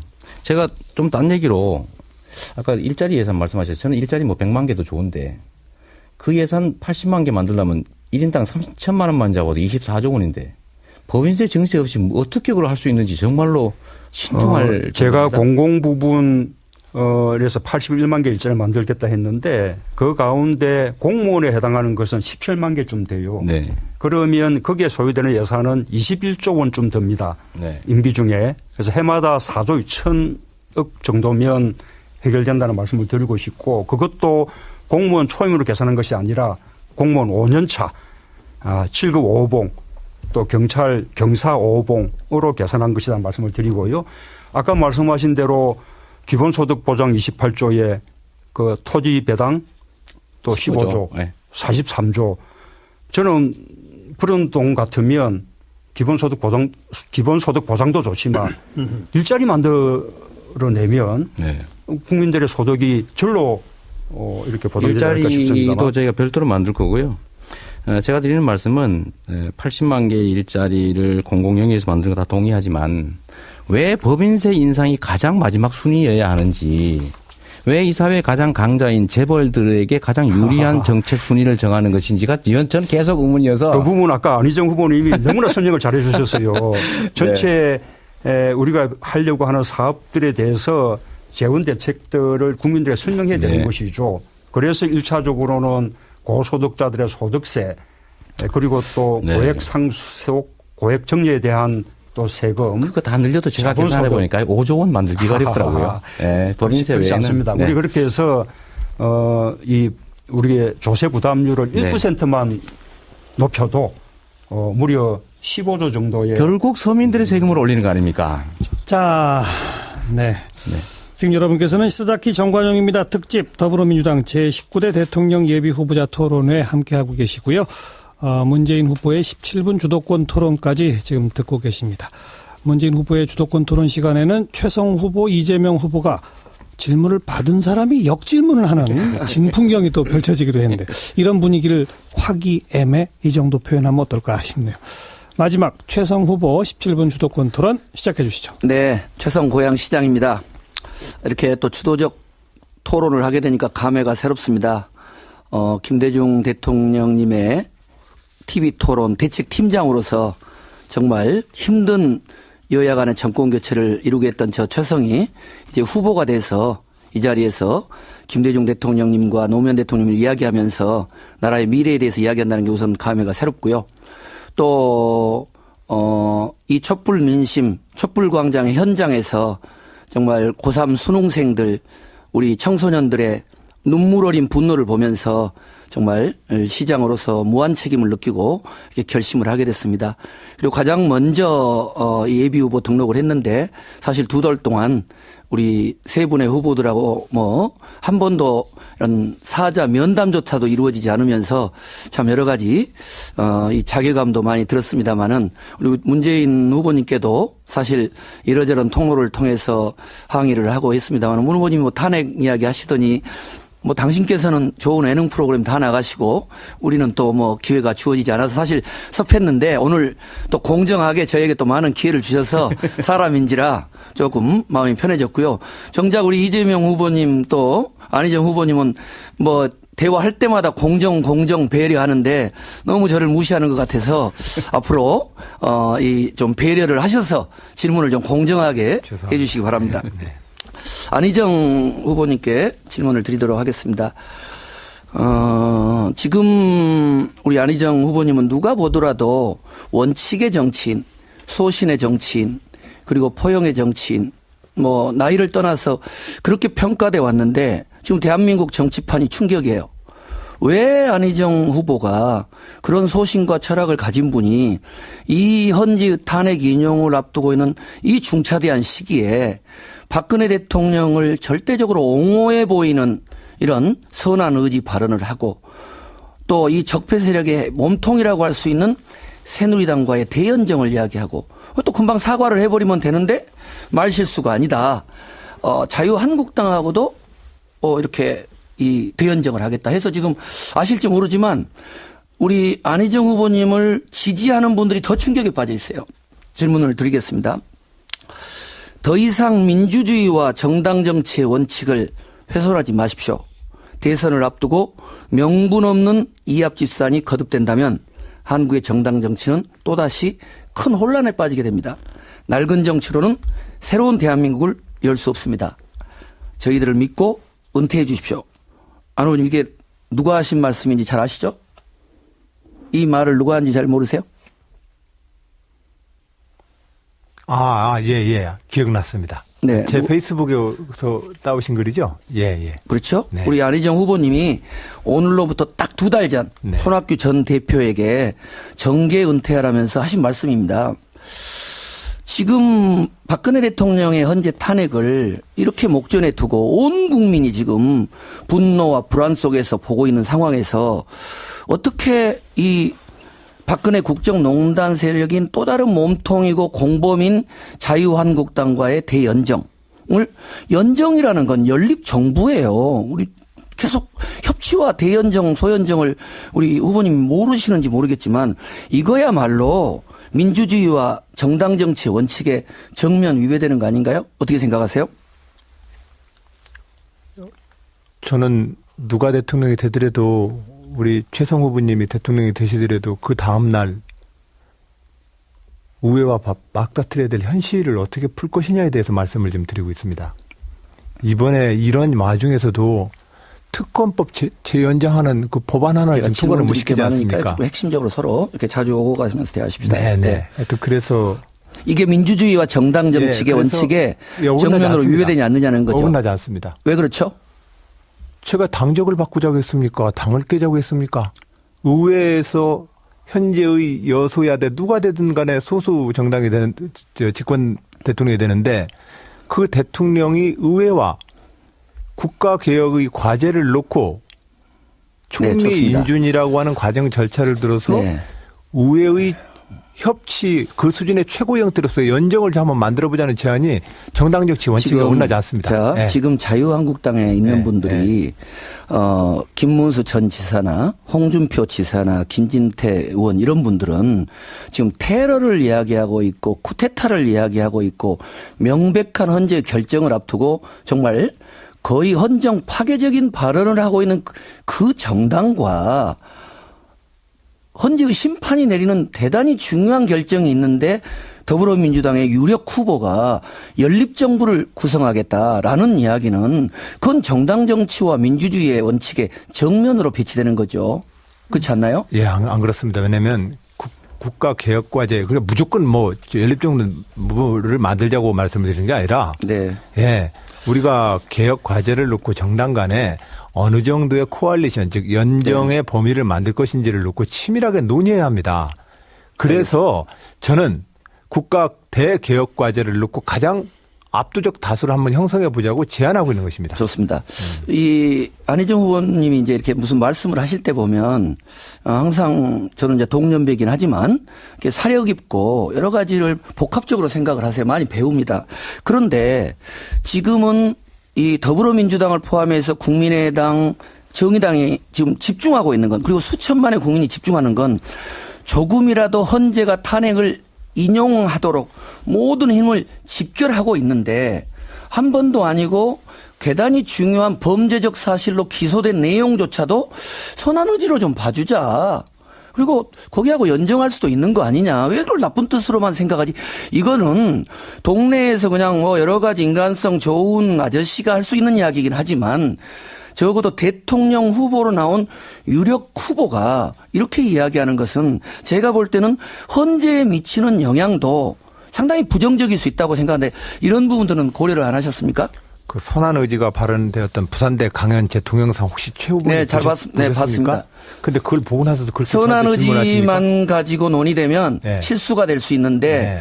그 전후로 나오는 새누리당과의 연정, 자유한국당과의 연정, 김대중 노무현 대통령과의 같은 반열에서의 평가 이런 전반적인 흐름을 보면 또 심지어는 자유한국당과 더불어민주당의 공약이 별 차이가 없다. 이런 흐름들은 오히려 저는 안 지사님께 여쭤보는 부분은 안 지사님을 전폭적으로 지지했던 후보들이 지금 안 후보님의 정체성이 뭐냐. 정말 더불어민주당의 후보로 나갈 수 있는 거냐. 아니면 자유한국당의 후보 아니냐. 이런 논의들은 오히려 그런 여론들은 안 듣고 계시나요? 지금 대연정 즉 의회와의 대통령과의 좀 더 협치 수준을 높이는 것이 이 현재의 헌법이 작동 가능한 유일한 길 같습니다. 그러나 연합정부를 구성하더라도 국가개혁과제를 놓고 정당 간에 치밀한 논의를 해야 합니다. 그리고 그것이 민주주의 정당 정치의 원리에 맞습니다. 이 말씀을 좀 드렸던 것이고요. 네. 그것 자체를 우리 최성 후보님도 잘 아시겠지만 저는 이 당에서 30년 동안 이 당을 지켜온 사람입니다. 모든 선배님들이 탈당을 하고 철새 정치를 할 때도 이 당에 남았습니다. 네, 심지어 있는데, 당에서 네. 감옥을 보내도 책임지고 감옥 갔다 왔습니다. 네. 그런 저에게 제가 이제 와서 무원칙한 철새 정치 같은 네. 의심은 안 해주셨으면 좋겠습니다. 탈당의- 그건 정말로 저로서는 슬픈 이야기입니다. 네, 예. 후보님. 예. 탈당의 유무도 문제지만 네. 그 당에 함께하면서 또 당의 정체성만이 아니라 촛불 민심을 어떤 반영하기 위한다면 오히려 저는 후보님께 앞으로 긴 여정이 있는데 정말 국민들이 민주개혁 진영이 안 후보님에서 어떤 기대를 하고 있고 이번 발언에 대해서 얼마만큼 심각한 그런 이 어떤 문제 제기와 이 후회를 하고 있는가를 저는 오히려 좀 경청을 했으면 좋겠고요. 잠깐만요. 그래서 제가 우리 안 후보님한테 공개적으로도 그렇고 후보 캠프로도 그렇고 10개항의 질문을 드렸어요. 왜냐하면 여기는 시간이 짧기 때문에. 근데 혹시 제가 이 대연정 관련해서 공개 질의한 내용 못 보셨나요? 10개항에? 예, 못 봤습니다. 네. 10개항을 하셨습니다. 그러면 여기 제가 가지고 왔으니까 나중에 좀 보시고 네. 답변을 하는 걸로 서면으로 대신을 하도록 하겠습니다. 이것도 서면 제출입니까? 아니 앞으로 계속 중요한 쟁점이 될 것 같습니다. 네. 그다음 이제 하나는 우리 안 후보님이 이제 무슨 말씀을 하시다가 김대중 노무현 대통령님의 적자 이야기를 하는데 노무현 대통령님의 적자라면 저는 잘 모르겠어요. 근데 김대중 대통령님의 적자를 그건 함부로 그 말을 쓰기는 쉽지 않거든요. 제가 지금도 김대중 사상 계승위원장이기도 하고 20년을 모셨는데 어떤 면에서 김대중 대통령의 적자임을 이렇게 좀 언급하시는 건가요? 정당인으로서 저는 민주당 당원입니다. 그래서 충청남도 민주당을 한 번도 찍어보지 않았던 그 충청남도 도지사로 출마하면서 저는 김대중과 노무현의 미완의 역사를 완수하고자 도전합니다. 충남도민 여러분, 저 도지사 만들어 주십시오. 이렇게 얘기했습니다. 네. 그랬더니 많은 분들이 언론에서? 질문이 왔어요. 네. 질문이 와서 저는 그 당에 충성해왔던 사람입니다. 그래서 제 마음으로는 젊은 민주당 당원으로서 저는 김대중과 노무현의 역사를 읽는 적자이고 장자라는 자부심을 갖고 있습니다. 이렇게 얘기했습니다. 네, 알겠습니다. 괜찮지 않습니까? 네, 다른 분이 그랬다니까. 하나 더 여쭤보면 이 사드 배치 관련해서 지금 이제 아주 뜨거운 관심이 일고 있는데 안희정 후보께서 아까 조금 전에 이야기했던 그런 연정의 맥락에서 박근혜 정부의 창조경제도 이명박 정부의 4대강을 포함한 녹색경제도 계승하겠다. 그러면서 사드 배치조차도 일찍 존중하겠다 했단 말이에요. 그런데 이 사드 배치 문제는 국회 비준동의 문제가 쟁점인데 국회 비준동의를 해야 되는 거 아닙니까? 어떻게 생각하십니까? 그거에 대해서는 의회에서도 좀 이견들이 있으시더군요. 하여튼 저는 그것이 한미 군사동맹의 협정에 따라서 우리가 주둔 미군의 은에게 부지 제공 등의 협조를 해야 될 우리의 대한민국의 의무조항이라고 하는 측면에서 정부는 협상해도 된다고 그러는 것이고 네. 의회나 우리 문제제기는 그것은 심각한 주제이므로 의회에 비준을 좀 받아야 된다라고 얘기하셨지 않았습니까? 그런데 여기서 이제 흥미로운 점은 네. 김대중 정부와 노무현 정부에서 이와 유사한 여러 가지 협정들은 네. 다 국회 비준 동의를 밟았어요. 네. 그럼 저는 적어도 DJ 노무현 대통령의 적자임을 내세우는 안희정 후보님이시라면 이런 사안이 나오면 그냥 현 박근혜 정부가 그냥 사고 쳐서 한 거니까 잘못됐지만 그냥 나는 인정한다 이럴 게 아니라 국회 비준 동의 여부에 대한 좀 꼼꼼한 검토도 좀 하고 신중하게 이야기를 해야지 온 국민이 사드 문제나 이런 FTA 문제에 대해서 중요한데 그런 것들이 너무 좀 한쪽으로 치우치지 않느냐 이런 생각을 되고요. 이 정도로 우리 안 후보님 질문 드리고 우리 이재명 후보님한테 좀 질문 좀 드릴게요. 감사합니다. 이 사드 배치 문제 관련해서 네. 역시 이제 사이다 발언으로 결사 반대다 이제 이렇게 강조를 하셨습니다. 결사까지는 안 했습니다. 아, 네네. 네, 정확, 네, 이제 네. 분위기가 어떻든 네, 또 반대하는 분들이 또 너무 네, 저기 했다. 네, 네. 그러면서 이제 또 최근에는 한반도 미사일 방어 체계가 완성되면 사드를 철수할 수 있다 이랬다가 이제 오늘 또 다시 입장은 변화가 없다 이렇게 이야기를 했고요.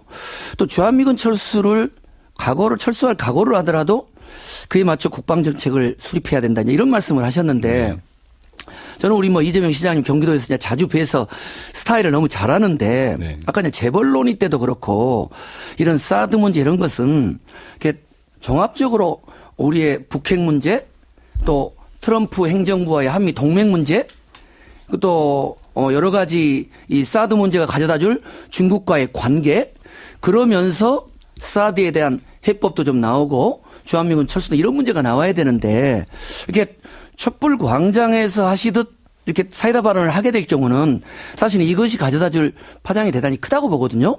그래서 저는 사드 문제, 북핵 문제, 그리고 지금 우리가 처한 동북아에서의 안보, 평화, 그리고 번영 이런 데 대한 우리 이재명 후보님의 구상이랄까? 그게 어떻게 됩니까? 일단 사드 문제는 이 반도국가 또 약소국가 입장에서 자주적 균형 외교라고 하는 대원칙에서 벗어나서 한미일 군사동맹으로 중국을 봉쇄하려는 미국의 군사 전략에 대한민국이 동원되는 천병으로 역할하는 그런 문제입니다. 이것 때문에 사드 때문에 만약에 대한민국의 안전보장이 좀 더 도움이 된다면 왜 반대하겠어요?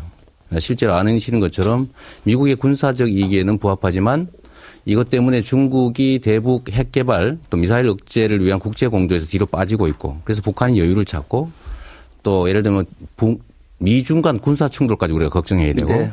또 경제적으로 어렵고 이런 네. 여러 가지 문제들이 있기 때문에 이 문제에 대해서 원칙으로 돌아가서 그야말로 잘못 꿰어진 첫 단추를 해결하지 않으면 미봉할 수가 없다. 라는 그 말씀을 드리는 겁니다. 나중에 또 하나만 더 추가하면 네. 제가 입장을 바꿨다고 하는데 저는 그건 전혀 아니고 네, 언론에서도 그렇게 그 질문은 네. 실제 배치된 다음에는 어떻게 하겠느냐라고 했을 때 다른 대안을 만들어서라도 알겠습니다. 철수시켜야 된다 이렇게 말씀드렸던 네. 거예요. 문재인 후보님, 많은 질문에 답변의 기회를 주셨는데 저는 짧게 해서 죄송합니다. 뭐 이해해 주시고요. 사드 문제가 더불어민주당이 집권하는데 대단히 중요한 과제인데 저도 참 많은 고민을 했는데 이런 해법을 제가 제안을 드리고 싶습니다. 어떻게 생각하시는지.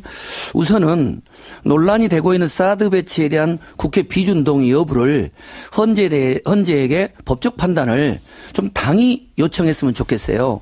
그리고 둘째는 새 정부 출범할 때까지 기다리지 말고 후보님은 못 가신다 하더라도 어떻든 추미애 대표를 포함한 초당적인 방미단이 꾸려져서 사드 문제를 포함해서 한미 FTA 문제 또 여러 가지 주한미군 분담금 문제 이런 데 대한 어떤 포괄적인 이 미 행정부와의 어떤 이 일괄 타결 시도가 필요하다고 보고요. 동시에 그 이후에 중국과 미중 간의 갈등을 우리가 중재함으로써 정부는 너무 지금 레버리지가 없단 말입니다. 그런 점에서는 더불어민주당이 중심이 된 이런 김대중 대통령식의 포괄적 일괄 타결 해법 이런 걸 좀 적극적으로 추진할 용의는 없으십니까? 예, 뭐 공감합니다. 그러기 위해서 사드 배치 문제를 다음 정부로 넘겨야 한다라고 요구하고 있는 것이고요.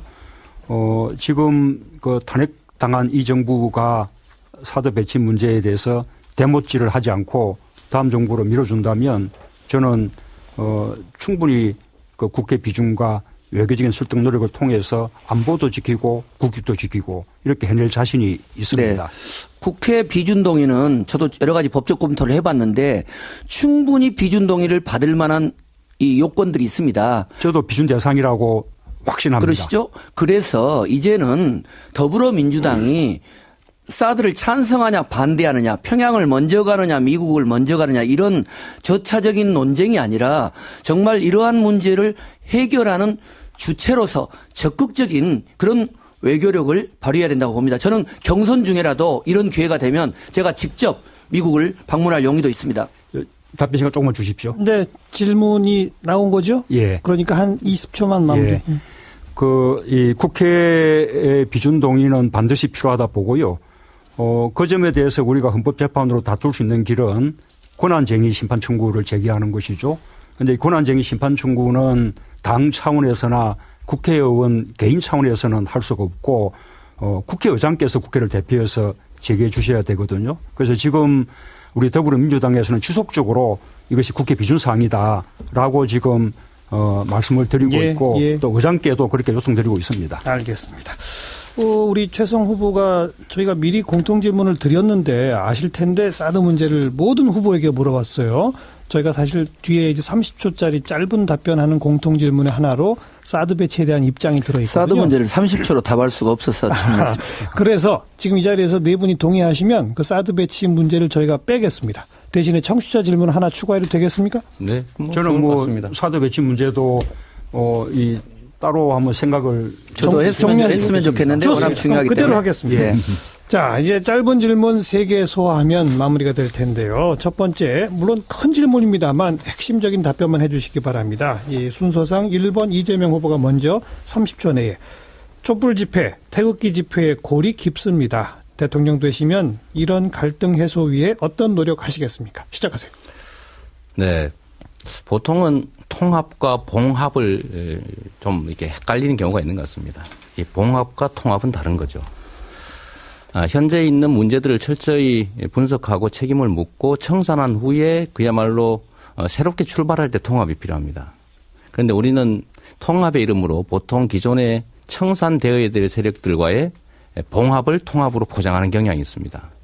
촛불 집회와 이 태극기 집회도 이 탄핵에 대한 결정이 나면 충분히 새로운 길로 수렴해서 새 길로 갈 수 있을 겁니다. 네. 문재인 후보 30초. 저는 뭐 태극기 집회는 탄핵 반대 집회로 좀 표현을 바꿔주시면 좋겠다는 생각이고요.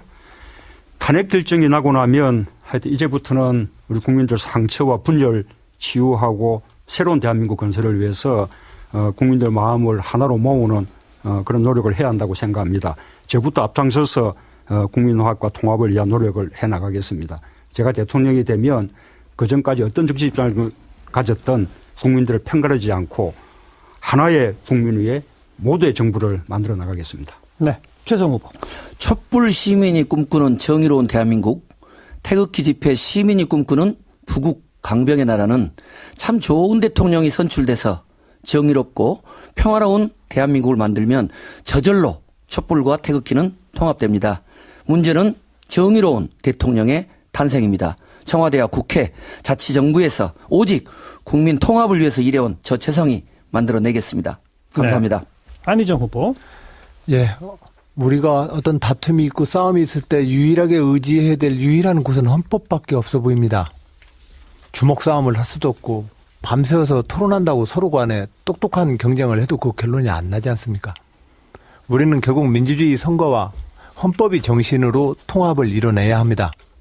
그리고 이 헌법과 민주주의 정신을 잘 지키는 일이 적폐를 청산하는 길이기도 합니다. 국민 통합을 위해서 그동안 해왔던 것처럼 노력하겠습니다. 네. 자, 워낙 뜨거운 현안이라 사드 배치 문제 어떻게 해야 합니까? 이런 질문 준비했습니다. 30초 내에 정확한 정리된 입장을 밝혀주시죠. 문재인 후보부터 시작하세요. 접니까? 다음 정부로 넘겨서 다음 정부가 국회 비준 절차와 외교적인 노력을 더해서 합리적인 결정을 할 수 있게 해줘야 합니다. 저는 탄핵당한 정부가 사드 대모치기를 해버리면 그 다음 정부는 외교적으로 큰 어려움을 겪게 됩니다.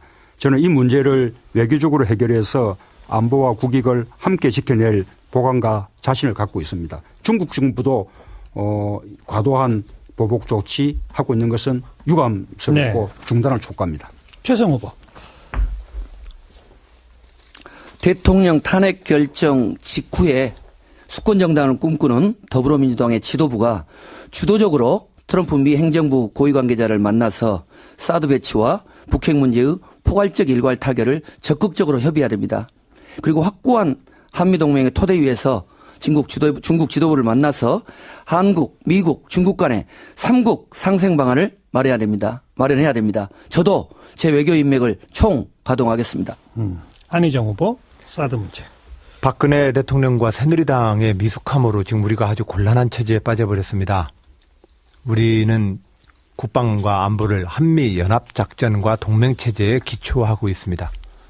그런데 현재 지금 우리의 이러한 국방과 안보에 대한 결정이 우리의 당연한 주권국가로서의 자기 결정권이 G2라고 하는 미중의 국제적 정세 속에 위험에 빠져 있습니다. 오로지 답은 국민의 단계를 얻어내야 합니다. 그것이 가장 강력한 우리의 지금 취해야 될 태도라고 생각합니다. 이재명 후보. 사드는 대한민국 안보에 도움도 되지 않으면서 경제적으로도 안보상으로도 명백하게 피해만 입히는 조치가 맞습니다.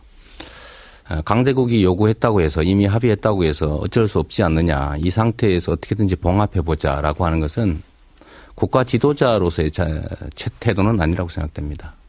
잘못된 것이 있다면 그리고 고쳐야 된다면 그게 바른 길이라면 힘들어도 길을 만들어서 가야 되는 것이 바로 국가 지도자이기 때문에 사드 문제는 적당히 무마할 게 아니라 알겠습니다. 원천적으로 되돌아가야 된다 이렇게 생각합니다. 자, 이제 오늘의 마지막 공통 질문입니다. 청취자분들이 생방송 진행을 듣고 또 보시다가 보내주신 질문 가운데 아주 많은 질문이 이렇게 들어왔어요.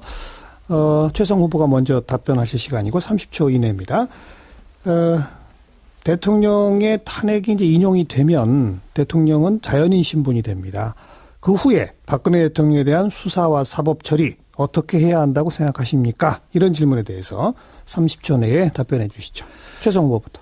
대한민국의 불행한 역사가 오게 된 하나의 계기 중에 하나는 일제 식민시대의 유산을 청산하지 못하고 그리고 박정희 군사정권 시절의 유산을 청산하지 못한 그런 측면이라고 봅니다.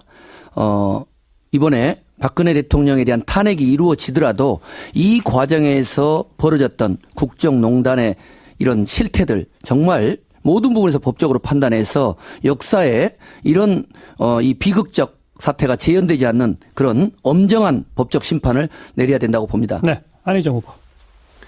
예, 헌법과 법률의 정신대로 진행된 수사는 수사대로 진행해야 합니다. 우리는 법 위에 어떠한 특권 세력도 존재할 수 없습니다. 그런 점에서 일체의 정치적 불법 사실에 대해서는 정치적 타협과 해법의 논의를 저는 거부합니다. 헌법과 법률의 정신으로 갑시다. 제가 늘 상권 분립을 얘기하고 법치 정신을 강조하는 이유입니다.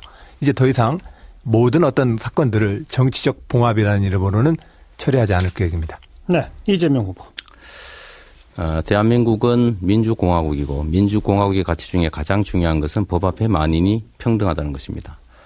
권력을 가졌었다는 이유로 고위직을 지났다는 이유로 이때까지 그 책임들을 면제해 줬기 때문에 끊임없이 이 적폐가 계속 반복돼 왔습니다. 대통령이었다는 이유로 면제를 하거나 감경할 게 아니라 오히려 더 고위직을 지냈기 때문에 책임이 더 커져야 합니다.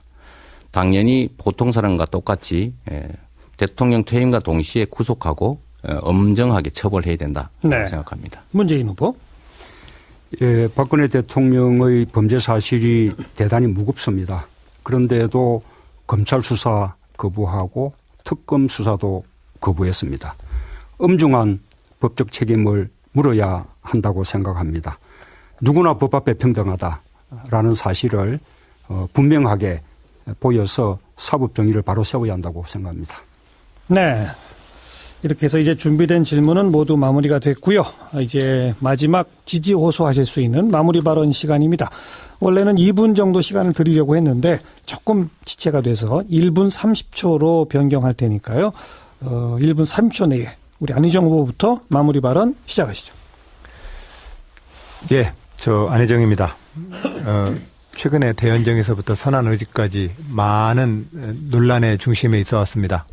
그러나 저 민주주의자로서 헌법의 질서, 의회 정치의 정신, 이 정신으로 말씀을 드렸습니다.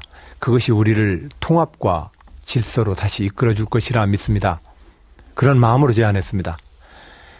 많은 국민 여러분들이 현재 후보들 중에서 가장 높은 호감도를 저에게 보내주고 계시고 가장 낮은 비호감을 저에게 여론조사가 나오고 있습니다. 차기 국정 운영의 가장 안정성을 누가 꾀할 것이냐에 대해서도 역시 한 조사에 따르면 제가 1위였습니다.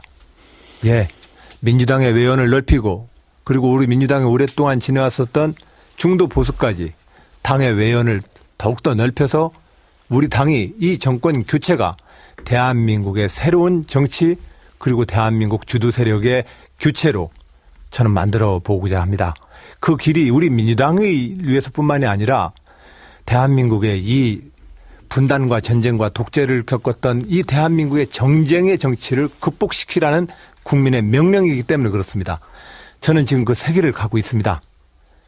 저의 이 길에 많은 국민 여러분 격려해 주고 계십니다. 열심히 하겠습니다. 감사합니다. 네. 다음 이재명 후보 마무리 발언. 네, 제가 며칠 전에 이제 소위 호남 지역을 3일간 둘러봤습니다. 분열의 상처가 엄청나게 큽니다. 통합을 통해서 야권의 집권 가능성을 높이고 또 국정개혁 동력을 만들어서 진정으로 국민들이 바라는 제대로 된 정권 교체, 제대로 된 나라를 만들자는 열망이 참으로 컸습니다. 반드시 야권 연합 정권을 만들어서 우리 국민들의 열망대로 공정한 나라 꼭 만들었으면 좋겠습니다. 민주당의 후보를 과연 어떤 사람이 하는 것이 좋겠는가?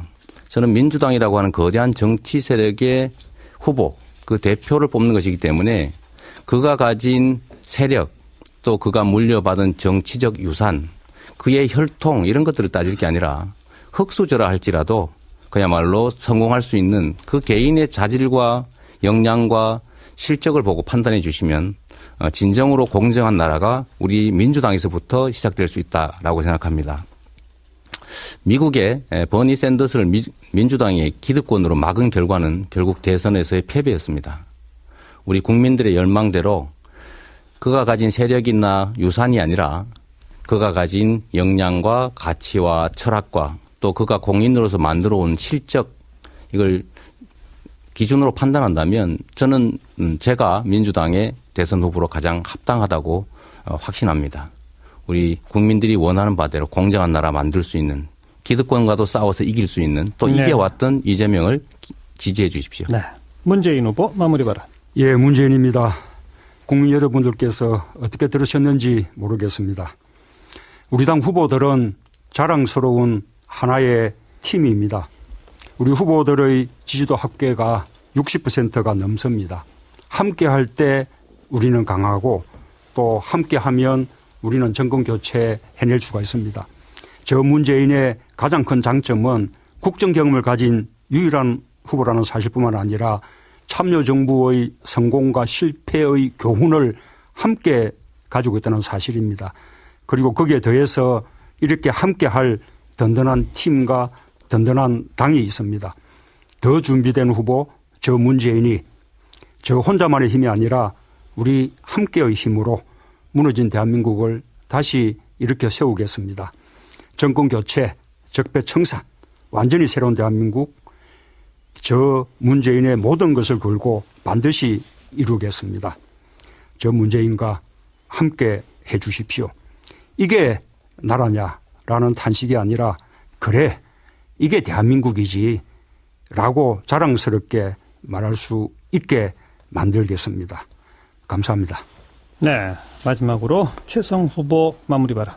존경하는 국민 여러분, 정말 대한민국 국민은 위대했습니다. 전 세계에서 유례 없는 촛불 명예 시민혁명을 통해서 민주주의와 인권 그리고 행동하는 양심 깨어있는 위대한 힘을 보여주셨습니다. 저 최성 지금은 뒤늦게 후발 주제로 참여했지만 앞으로 더불어민주당 경선을 통해서 제가 고등학교 2학년 시절에 광주 항쟁을 경험하고 김대중 대통령 모시고 역사적인 남북 정상회담을 이루면서 한반도 평화정착을 했던 경험들 그리고 지금 전국 대도시 시장협의회장으로서 고향시장으로서 전국에서의 부채 제로도시 그리고 통일한국의 실리콘밸리 등등에서 이룩한 성과를 위대한 대한민국을 만드는데 모든 열정을 바치겠습니다. 국민 여러분, 당장의 지지율에 너무 연연하시면 안 됩니다. 이명박 대통령, 박근혜 대통령 지지율 높지 않았습니까? 중요한 것은 촛불 민심에 나타난 청렴하고 정의롭고 평화롭고 진정으로 이 나라의 정의와 평화를 세울 수 있는 지도자를 선택하셔야 됩니다.